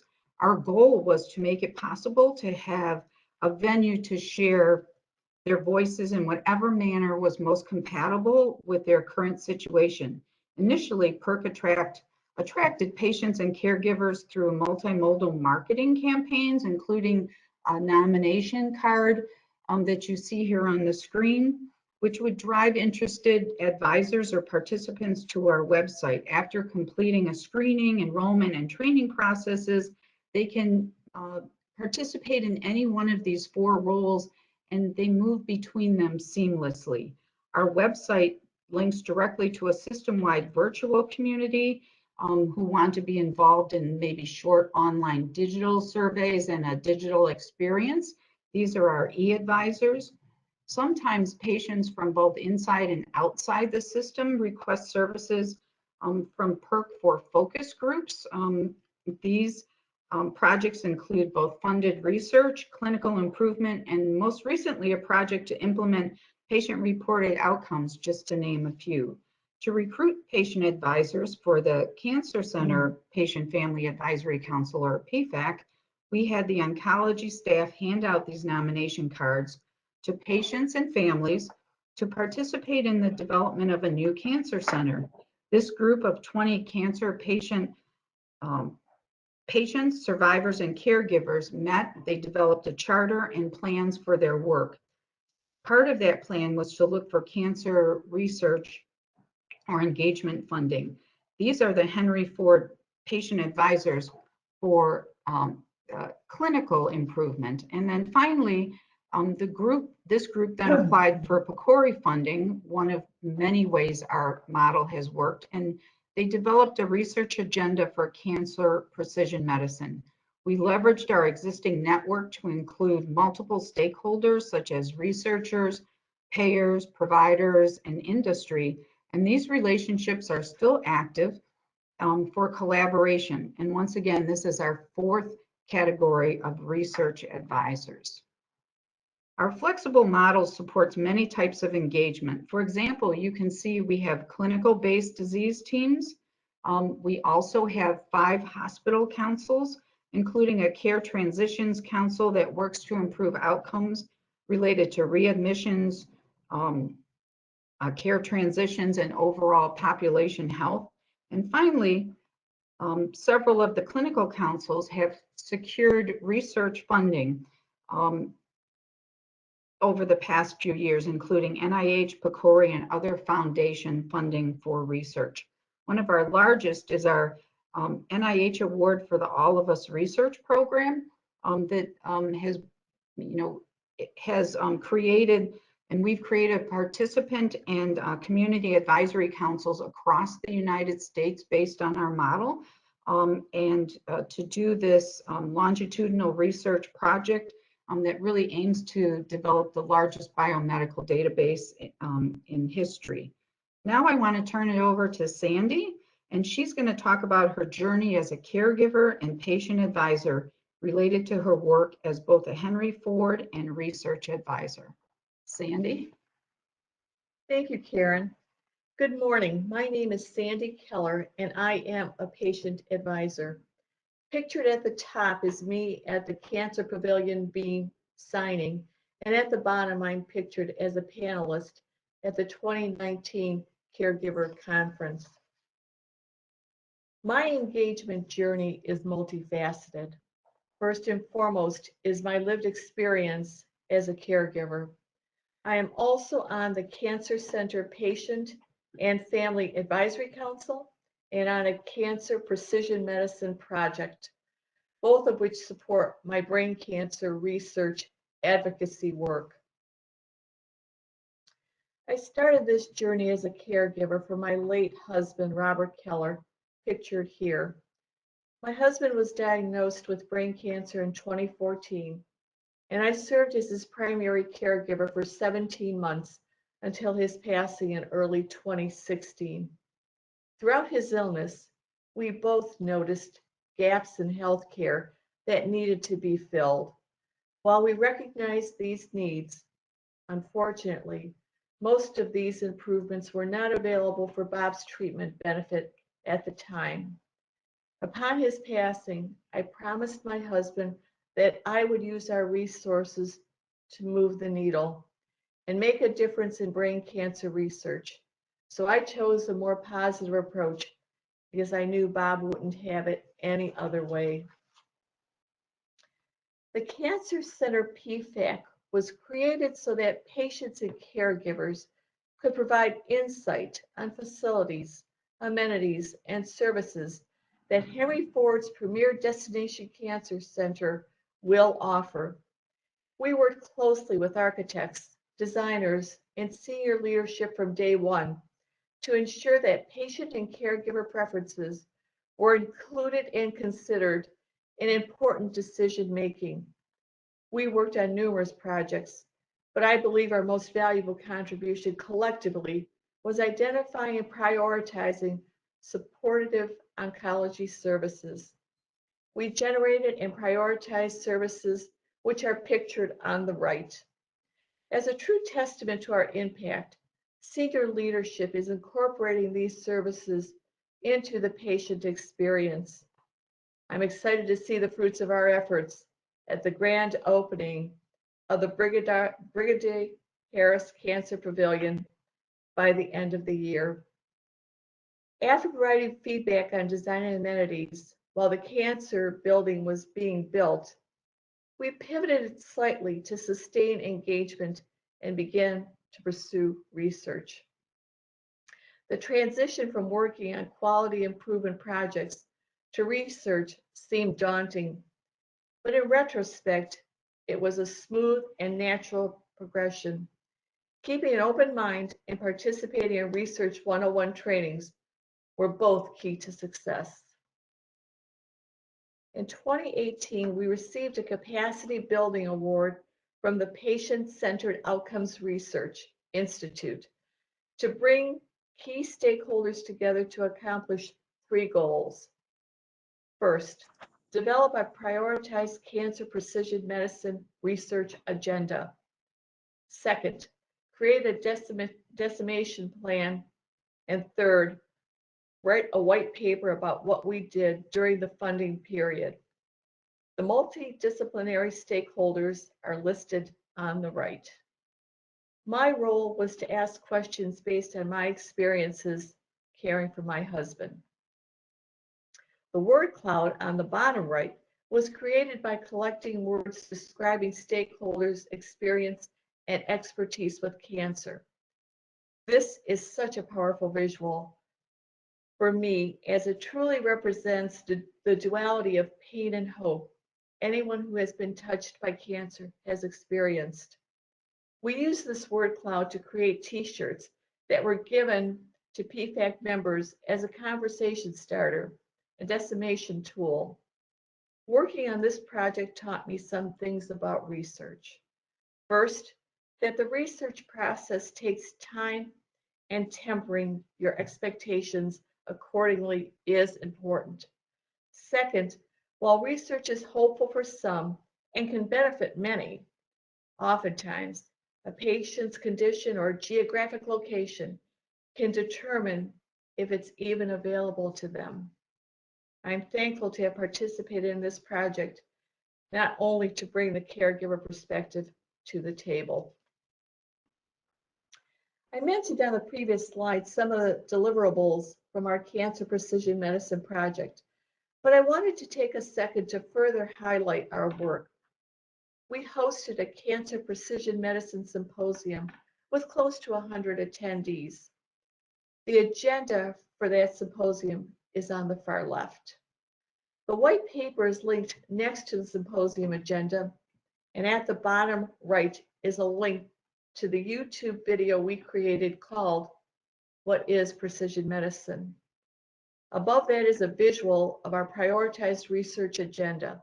All of this can be found on the PCORI website. Thank you so much for your time, and I'll turn it over to Heather Olden. Hi, everyone. Good morning. My name is Heather Olden, and as Karen mentioned, I will be serving as proxy for patient advisor Beth Rubenstein, pictured here speaking at Henry Ford Health System's All Leader meeting in 2018. Beth is the founder of the Transplant Living Community, which you'll hear more about in the coming slides, and she's presented at numerous conferences and currently serves as the chair of National Participant Ambassadors for the All of Us Research Program, funded by the National Institutes of Health. Before I begin, I want to start by sending good healing energy her way. Feel better soon, Beth. So what you see pictured here is the journey of the Transplant Living Community that they have taken over the last 12 years. It's important to note that there are many milestones on this journey. However, for the purposes of this presentation, we are only going to focus on those highlighted in full color. The transplant living community, founded in 2008, started as a support group for transplant patients and caregivers. While the support group served as a safe space where participants could process their emotions, the TLC was formed in response to a need for a more sustainable infrastructure with a goal to create patient-driven collective impact within the Transplant Institute. Participants were all looking for an owner's manual on how to make transplant work in real life. And through further discussion, they found that the questions and feelings expressed by both patients and their families really did not revolve around medical issues, but simply how to function in society as an immune suppressed person that's tethered to a very strict daily life-preserving medication regimen. They found that patients and caregivers needed an effective vehicle to communicate openly with their providers.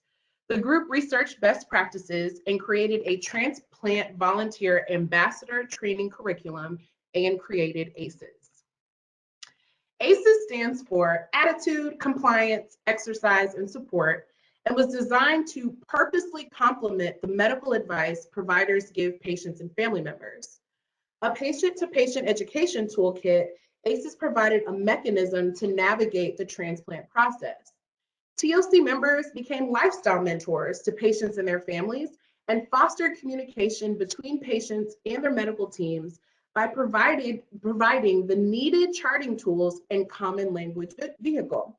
On the left, you see some of the marketing that transplant patients receive upon notification of their organ transplant. On the right is a picture of the lifestyle kit created by transplant patients and caregivers for transplant patient and caregivers. It included folders for each transplant stage, pill organizer, and even a personal health record, tools to track and monitor health pre and post transplant. In 2010, the TLC started to teach ACEs classes to incoming transplant patients and their families to educate and demonstrate how to use the tools in the lifestyle kit. They presented a realistic representation of transplant, taught the application of ACEs principles, and provided a mentor model for the patient and family communication. Around the same time TLC was teaching these ACEs classes, the Patient-Centered Care Committee, which I will call PCCC, was created in 2010 as a staff-driven collaborative for improvement between the transplant living community and multiple healthcare teams. Now, while this community was successful in creating a communication pathway between patients and providers, the group quickly realized the need for a more formal vehicle to make change as a collective group.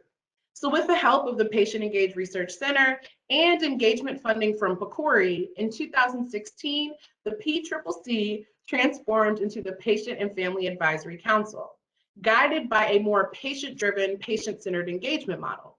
The new name brought new energy to the group, and by creating a charter and further defining roles, the PFAC reinvigorated the TLC group with new purpose and provided a sustainable infrastructure to build upon. Here is a picture of the PFAC charter showing some of the various partnerships that were established during this time of evolving engagement. So as you can see, the colored arrows that are pointing towards each other and between the groups, those are the connections between the groups I've mentioned earlier. After receiving the PCORI engagement funding, the P2P work group was created, so the group in purple. I want to highlight this group because they specifically were working on the PCORI Engagement Funding Award, which consisted of 2 years for a total, 2 tiers funding for a total of 2 years. That's a tongue twister. Tier 1's goal was to convene a group of multidisciplinary stakeholders, formalize partnerships as shown in this image, and to begin developing comparative effectiveness research questions.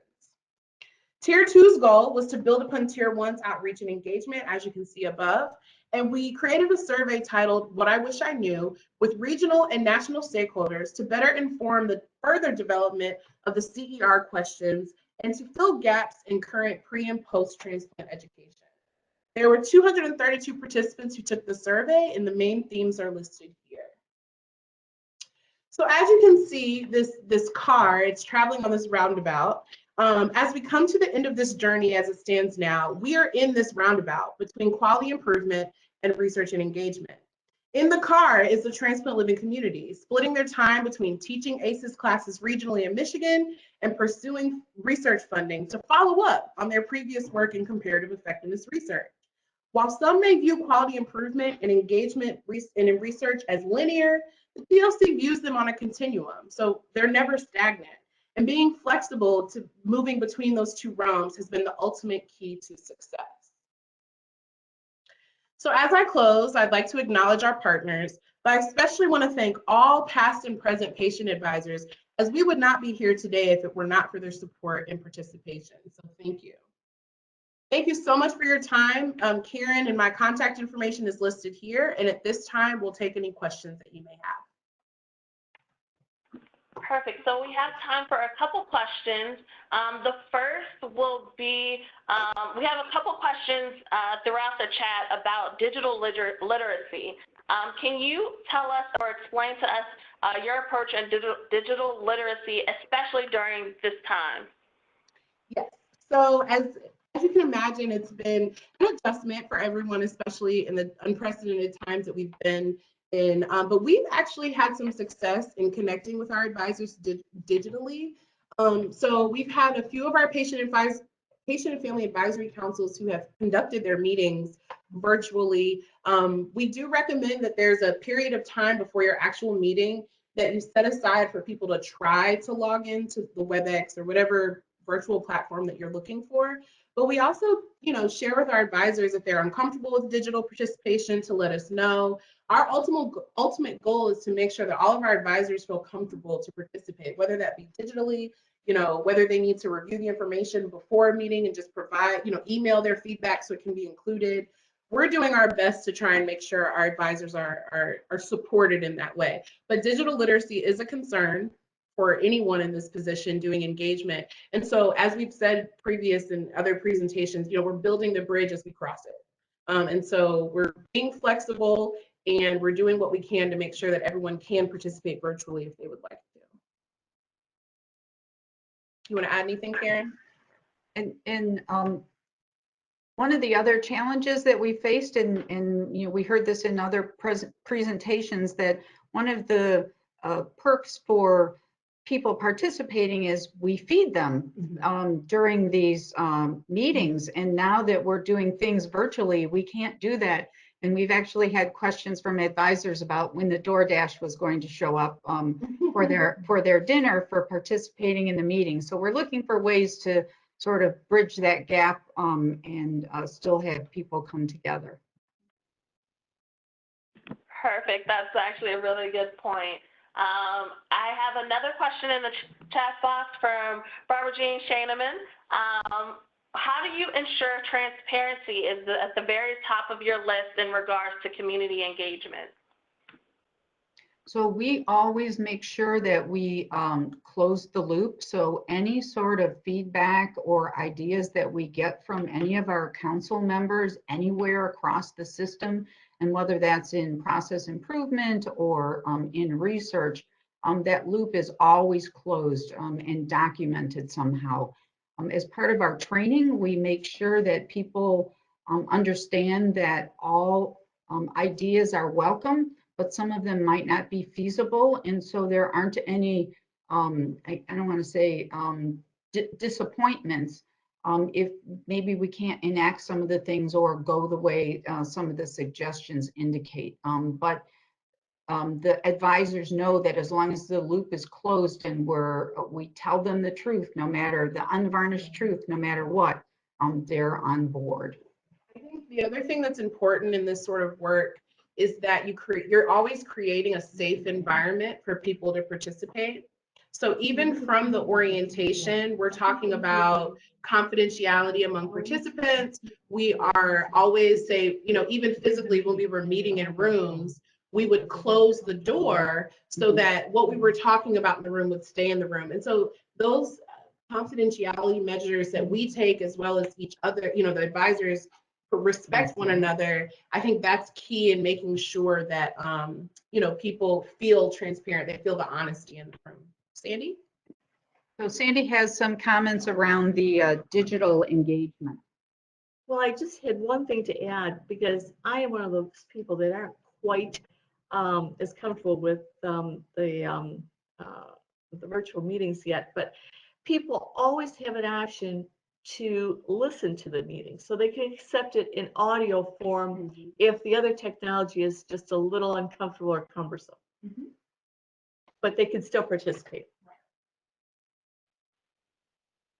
So we had a follow-up question from Cynthia Bauer in regards to literacy. The TLC kit looks helpful for people with adequate to strong literacy skills. What adaptations do you have for people with limited or weak literacy skills? As we know, people are uncomfortable disclosing this. So thank you for that question. I think as a health system, we've tried to take some measures to address that. For instance, all of our videos, for those who maybe, I just want to cover all of the, hearing disability, seeing disability, and reading disability. We make sure that we have some sort of captions on our videos. We do recognize that some of our advisors might not feel comfortable sharing some of those. Maybe they have some digital literacy challenges, but we've created, I know this is gonna sound corny, but we're really a big family. It sounds very corny that 400 people would feel like a family, but we have a personalized relationship with the advisors. And so when there have been challenges, they've come to us privately. We always say the door to our email is always open, especially now with COVID. You can't have a physical door open to your office. So people have come to us who have had challenges, and we've tried to create ways to address that. Henry Ford currently is figuring out a way to figure out people's literacy as it relates to being able to read. We have ambassadors that will help, especially with the TLC group. The ambassadors help the families with the kids. They don't just hand them the kid and say, sayonara, good luck with this. They sit with them and specifically make sure that the people that are going to be utilizing this kit know what they're doing and feel comfortable. But I guess in general, digital literacy, like I said, is something we're all going to have to face moving forward. So, we're always reading research, reading articles, and learning from other sites that have been presenting today on how to fully address digital literacy so that people don't have to come to us privately and say, I don't feel comfortable. Does that answer the question? Yes, and thank you so much, Heather. So we're going to move on to our next panelist presentation from University of Texas Southwestern Medical Center.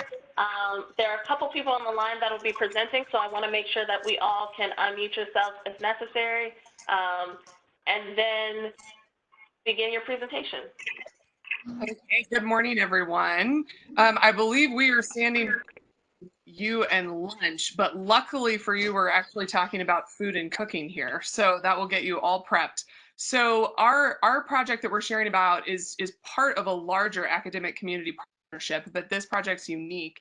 And we look at solutions to address food security in Dallas and specifically promoting healthier nutrition lifestyle patterns. And FAME, which is the title of our project, stands for Food is Medicine. So you'll hear us refer to that. But we basically seek to address the huge problem of food insecurity in Dallas, Texas, by looking at the intersection of community organizations, community advisors, and our institution. And today we also are going to highlight a key aspect of our program, which is the role of students as both members of our institution and our community. So if we can advance to the next slide, you will see our very large team, which we all know it takes multidisciplinary team to make these things happen. I'm one member of the research team, but really our leader is Dr. Sandy Pruitt. And we also have multidisciplinary backgrounds with public health experience, dietitians on our team, and then certainly our grant and patient-centered outcome research team leaders in Dr. Halm and Brian Elwood. So two of our students are with us today, Ashley and Madeline, who will both present, as well as one of our community leaders and community advisory panel members, Alice. So you'll hear from each of us. And next slide will show you just the few topics we hope to cover in the next 10 or so minutes. So we're going to give you a brief overview of Dallas's specific details on food insecurity. We'll talk a little bit about how our institution has had an ongoing and trusting partnership with Crossroads Community Services and how Crossroads specifically has an innovative pattern of helping our community with food security. And then I'll introduce you to culinary medicine, which is the model of education that we've been implementing. And then we'll hear from Alice specifically about our community advisory panel's experience with culinary medicine. And we'll wrap up with kind of where we've been at with our student engagement, and then have a few minutes for questions. And I'll pass it over to Ashley. I'm Ashley. I'm one of the medical students on the team, and going to start with an overview of food insecurity, particularly in our Dallas community. So briefly, the USDA defines food insecurity as a lack of consistent access to enough food for an active, healthy life. And food insecurity can be further subdivided into low or very low insecurity, with very low indicating both reduced quality and variety of food, as well as overall reduced food intake. And our team is working to combat food insecurity, specifically in Dallas, given its prevalence, which we'll discuss on the next slide. In 2017, Healthy North Texas found that 9 out of 17 counties in the Dallas area were in the bottom 25th percentile for food insecurity in the United States. They also reported that the rate of food insecurity in Dallas County is 47% higher than the national average. We've included a couple other data points here that you can see, but it's clear that in our Dallas community, large numbers of individuals, children, and families experience food insecurity in a disproportionately higher amount than in the rest of the country. Our next presenter, Madeline, is going to go into more detail about some of the work local organizations have been doing to address this disparity. Thanks, Ashley. My name is Madeline Sparks. I'm also one of the medical students in the FAME team. And I'm going to talk a little bit more about Crossroads. So Crossroads Community Services works to address this complex issue of food insecurity. As their mission states, they work to ensure that the people of Dallas County have access to nutritious food and supportive education. And actually in 2018, Crossroads distributed 2.25 million pounds of food to approximately 12,000 unduplicated individuals. This translates into roughly 1.9 million meals. What's interesting about Crossroads in particular is that in 2006, they began implementing the community distribution partner model, which you can see on your right. In this model, the food bank continues to distribute to food bank member pantries. However, these pantries can then distribute to a network of community distribution partners that serve as mini food banks. This model allows for better access to food in terms of location and improves regular receipt of food among clients. These CDPs can be sites that are too small or not typically suited to serve as large food bank member pantries. And Crossroads currently has 57 of these community distribution sites. The mean distance from clients' homes is only 1.6 miles, whereas before a food bank member pantry was a mean distance of 7.8 miles from clients' homes. So overall, this model addresses food access not only through food availability, but also through proximity to clients' homes. Many academic institutions have ideas and desires about community outcomes, but it is critical to become engaged with community partners who are already actively involved in these areas. UT Southwestern currently partners with Crossroads Community Services to provide nutrition education, cooking classes, research support, and primary care services. From this partnership, we saw a great opportunity to engage medical students. And as students, we are in a unique role as we have more awareness and engagement in the community need because of this stage in our training. 2 medical student groups at UT Southwestern, seen at the bottom of the slide, were created with the specific purpose of addressing the community need for nutrition education. These 2 groups are titled Preventative and Lifestyle Medicine Student Interest Group and the Southwestern Alliance Against Food Insecurity. And on the next slide, you will see we created a mission statement to guide these volunteer efforts. It states that we commit to using evidence-based research to educate the community about ways nutrition can promote a healthy lifestyle and reduce the prevalence of chronic diseases.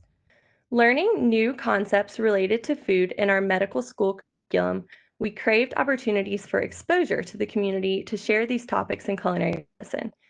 This exposure allows students to continue their educations by serving. Additionally, many students are coming from a place of limited financial resources and can relate as members of our Dallas community. Since these 2 student organizations were developed, They have continued to grow and involve students across the health profession schools at UT Southwestern, such as the PA, PT, and nutrition programs. We as student volunteers strive to work with our communities to help solve the complex problem of food access. So now I'll turn it back to Dr. Albin, who will talk a little bit more about culinary medicine, which guides our community efforts. So culinary medicine and its implementation in both medical education and community settings has been evolving rapidly over the last really 5 to 7 years. And I like this definition, which is one of the earliest definitions in the literature, that culinary medicine simply means evidence-based guidance to art and science. So basically, we take the art of cooking and we combine that with the science of medicine and apply that to the way that we take care of our community. And it has implications absolutely in medical education, and the students and other trainees that participate in culinary medicine education are the ones who are prepared and most equipped to teach this in the community setting. But it also is really about the individual patient and the community member at the end of the day. It's about how do we take an individual and help them understand how to make personal medical decisions that both prevent chronic disease and help modulate or treat chronic disease. So on the next slide, you'll see some of the key concepts. We want to take people away from talking about esoteric nutrition concepts, telling a patient how many carbohydrates to eat, instead to be talking about food.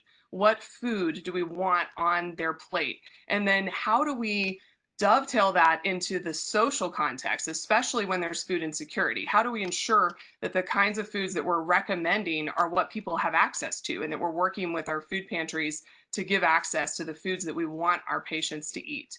And then the role of culture, which is huge. How do we take a diverse city like Dallas and teach about nutrition in a way that's sensitive to the different eating patterns of many cultures, and also that doesn't forget that food is also about pleasure, and cooking is as well, and that we are not asking people to take that away. And then, as I previously mentioned, food can be used in our efforts to treat patients as an adjunct in both prevention and treatment strategies. So on the next slide, you'll see really the foundation of what we teach is known in the literature most often as the Mediterranean diet. But I try to pull people away from getting stuck on a label and seeing it as an emphasis on certain types of foods that can be applied across many different cultural eating patterns that increase fruits and vegetables, beans or legumes, whole grains, fish, nuts, olive oil, and other sources of healthy fat, and it de-emphasizes certain foods as well. So when we teach our patients, our students about these foods, we also teach the evidence for what that does for health outcomes. And this is just a very high level overview, but we know there's reduced incidence and death for heart disease, stroke, dementia, cancer, and many other things when people follow this particular eating pattern. So our next slide will show you just a few photos of what culinary medicine looks like in the community. In our partnership with Crossroads, we've implemented cooking classes that occur at food pantry community distribution partners. So it's a place that's familiar to the clients and that enables them to be somewhere that they would already be going. And this is one aspect of what we've implemented as part of culinary medicine education. We also do demonstrations, which we'll hear more about in a minute. But I wanted to have next turn to Alice's input, because there's a lot of challenge when you bring together people of different backgrounds to cook together. And we wanted to learn more from a community perspective, and specifically from our community advisory panel, about how this experience was perceived by them, what was useful, and how we could grow. So I'm going to turn it over on the next slide to Alice. I am a community advisory panel member with UT Southwestern. Also, the members and I rolled our sleeves up, washed our hands, and did a fame cooking class where we made some of the recipes the team teaches out in the community. This was prior to COVID.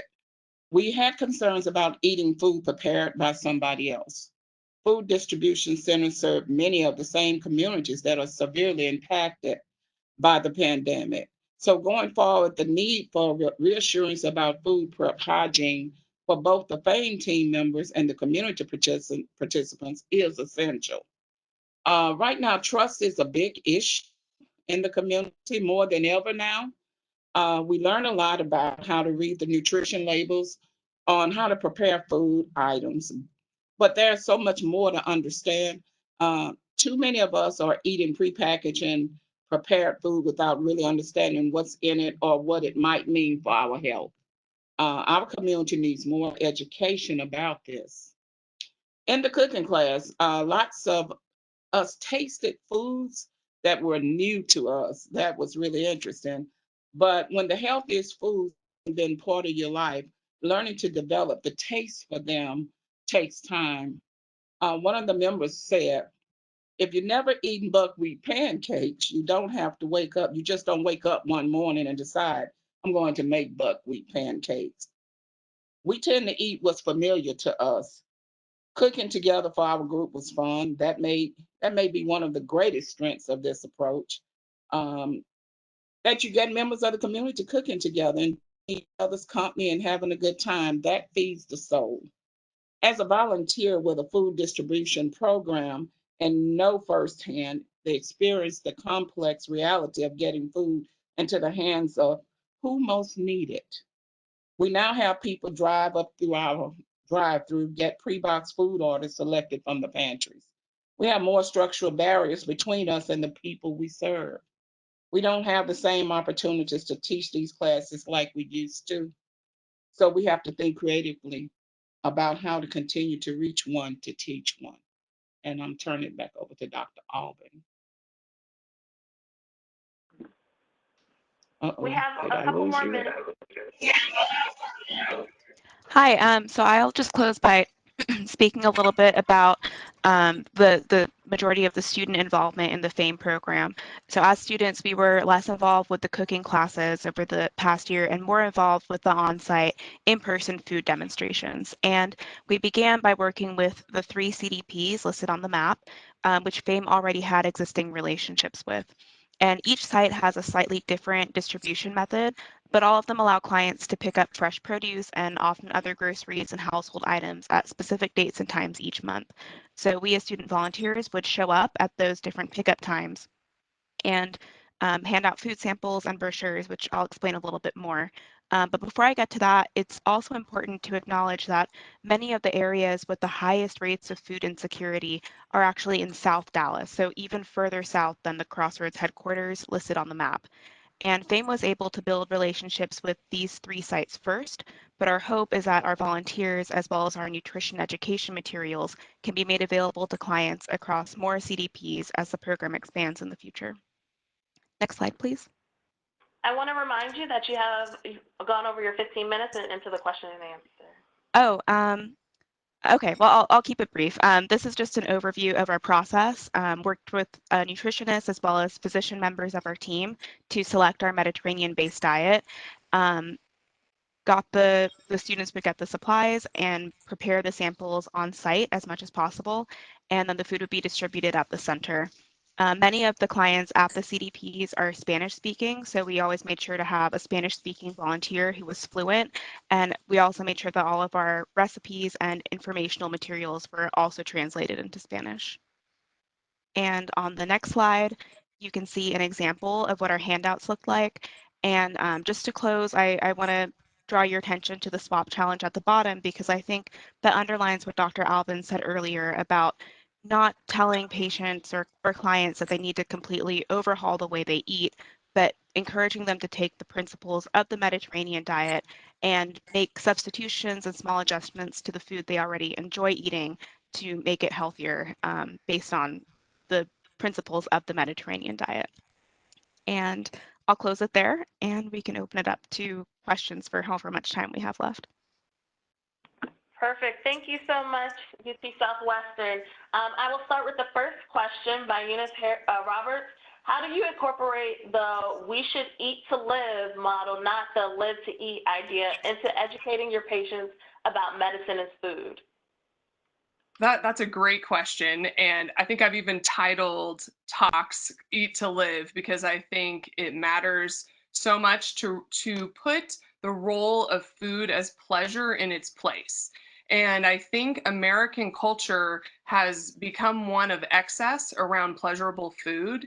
And we often food as a comfort when we're having a rough time, and we could all use examples of how even the pandemic and the other struggles that our society is facing right now, how much we turn to food for that. So I think it's really about helping people not feel shame about their food, but to see food as an ally, to help them see it as something that can be healing and helpful to their body instead of something that's detrimental. And once you can heal someone's relationship with food, they see that as something that they can actually help feed health back into their body, everyone is willing to grow and learn. I'm overwhelmed by working with patients at all levels of resource who want this information and want to even make small changes towards choosing food that bring health, which can also be pleasurable, but maybe you're consumed not for the explicit purpose of pleasure. Perfect. Thank you so much. We have a question from Kenneth Baxter. Has it been seen a relationship between what we eat and the mortality of Black and Brown people and COVID-19? So that is a fantastic question. There is absolutely a relationship in what we eat, and specifically what communities have access to, and the risk factors that increase their mortality for things like COVID-19. So we're not at a stage in research for being able to say it's causative, but there's absolutely association in almost every major chronic disease and infectious disease that our immune system function is impacted by what we eat in a very significant way. And there's no magic bullet. People always ask me, like, what food should I eat to make my immune system healthy? And it's the overall pattern of a diet, and it's the overall longevity of a healthy diet that really gives the best chance at fighting disease. But in low-income communities that have poor access to grocery stores and farmers markets and fresh fruits and vegetables in South Dallas, they have much higher rates of the chronic diseases that could be mitigated by having better access to food. So I think that's really where the FAME team's passion is rooted, is how can we actually treat someone's diabetes more holistically than just giving them more insulin. We really want to be able to get to the root of what community access to healthy food does to your risk. And absolutely, I'm sure that applies to COVID-19 as well as other structural barriers to health that are primarily Black and Brown communities are facing with respect to COVID-19 mortality. Thank you so much. Ms. Alice, I'm going to ask a question for you. Has there been any conversations in the community about the relationship between what you eat and the problems about with fighting viruses and other illnesses? Yes, there is many conversations about that, how the virus affect what we eat. Are we eating the right things in order to help calm the virus down? So yeah, we're having a lot of conversation about that. Did I answer that? You sure did, Ms. Alice. Thank you so much. Okay. I also we have a couple more minutes, so I want to ask a question to the students. How has this conversation been involved in student learning, especially for those that may not be from the Dallas area, but are coming into the community and working with the community itself? I can start. I would say, about half of our student participants or students at our medical school are not from the Dallas community. So I actually see this volunteer opportunity as a really great way for people who aren't from Dallas to become more involved and more integrated in the community. It's especially a great opportunity for our first-year health profession students, because at that point in our training, we haven't spent a lot of time in the hospital and are really eager to start seeing patients. But this is a good way before that to just go out in the community and see people as just people and provide some nutrition education before we get into the hospital, where we're very, very medical and just treating patients as patients. I hope that makes sense. Madeline, do you have an answer to the question? Yes, I think another aspect of that that Ashley was touching on was that a lot of our students do come from a lot of different backgrounds, not just the Dallas community specifically. And I think that has helped guide some of our community efforts because each person brings in a unique perspective of food access and a lot of the different parts of how people view food in their specific cultures. So I think that it's been important to have a multidisciplinary team create tips and handouts and things like that that are applicable to a lot of different backgrounds. And we've learned even more from being on site and talking to members of the community to kind of have this circle of communication back and forth to continue to improve, to make this nutrition education really feasible for everyone. Perfect. Thank you so much from University of Texas Southwestern. We will now be transitioning into our lunch break. So we want to thank you so much for participating in the Building Capacity for Patient-Centered Research Conference. Before we go, I wanted to make sure that we thank our sponsor, the Agency for Healthcare Research and Quality. The presentations that you've seen today are not based on the represent the views of the Agency for Healthcare and Research Quality, but are funded, but the original grant is funded by a grant from ARC itself.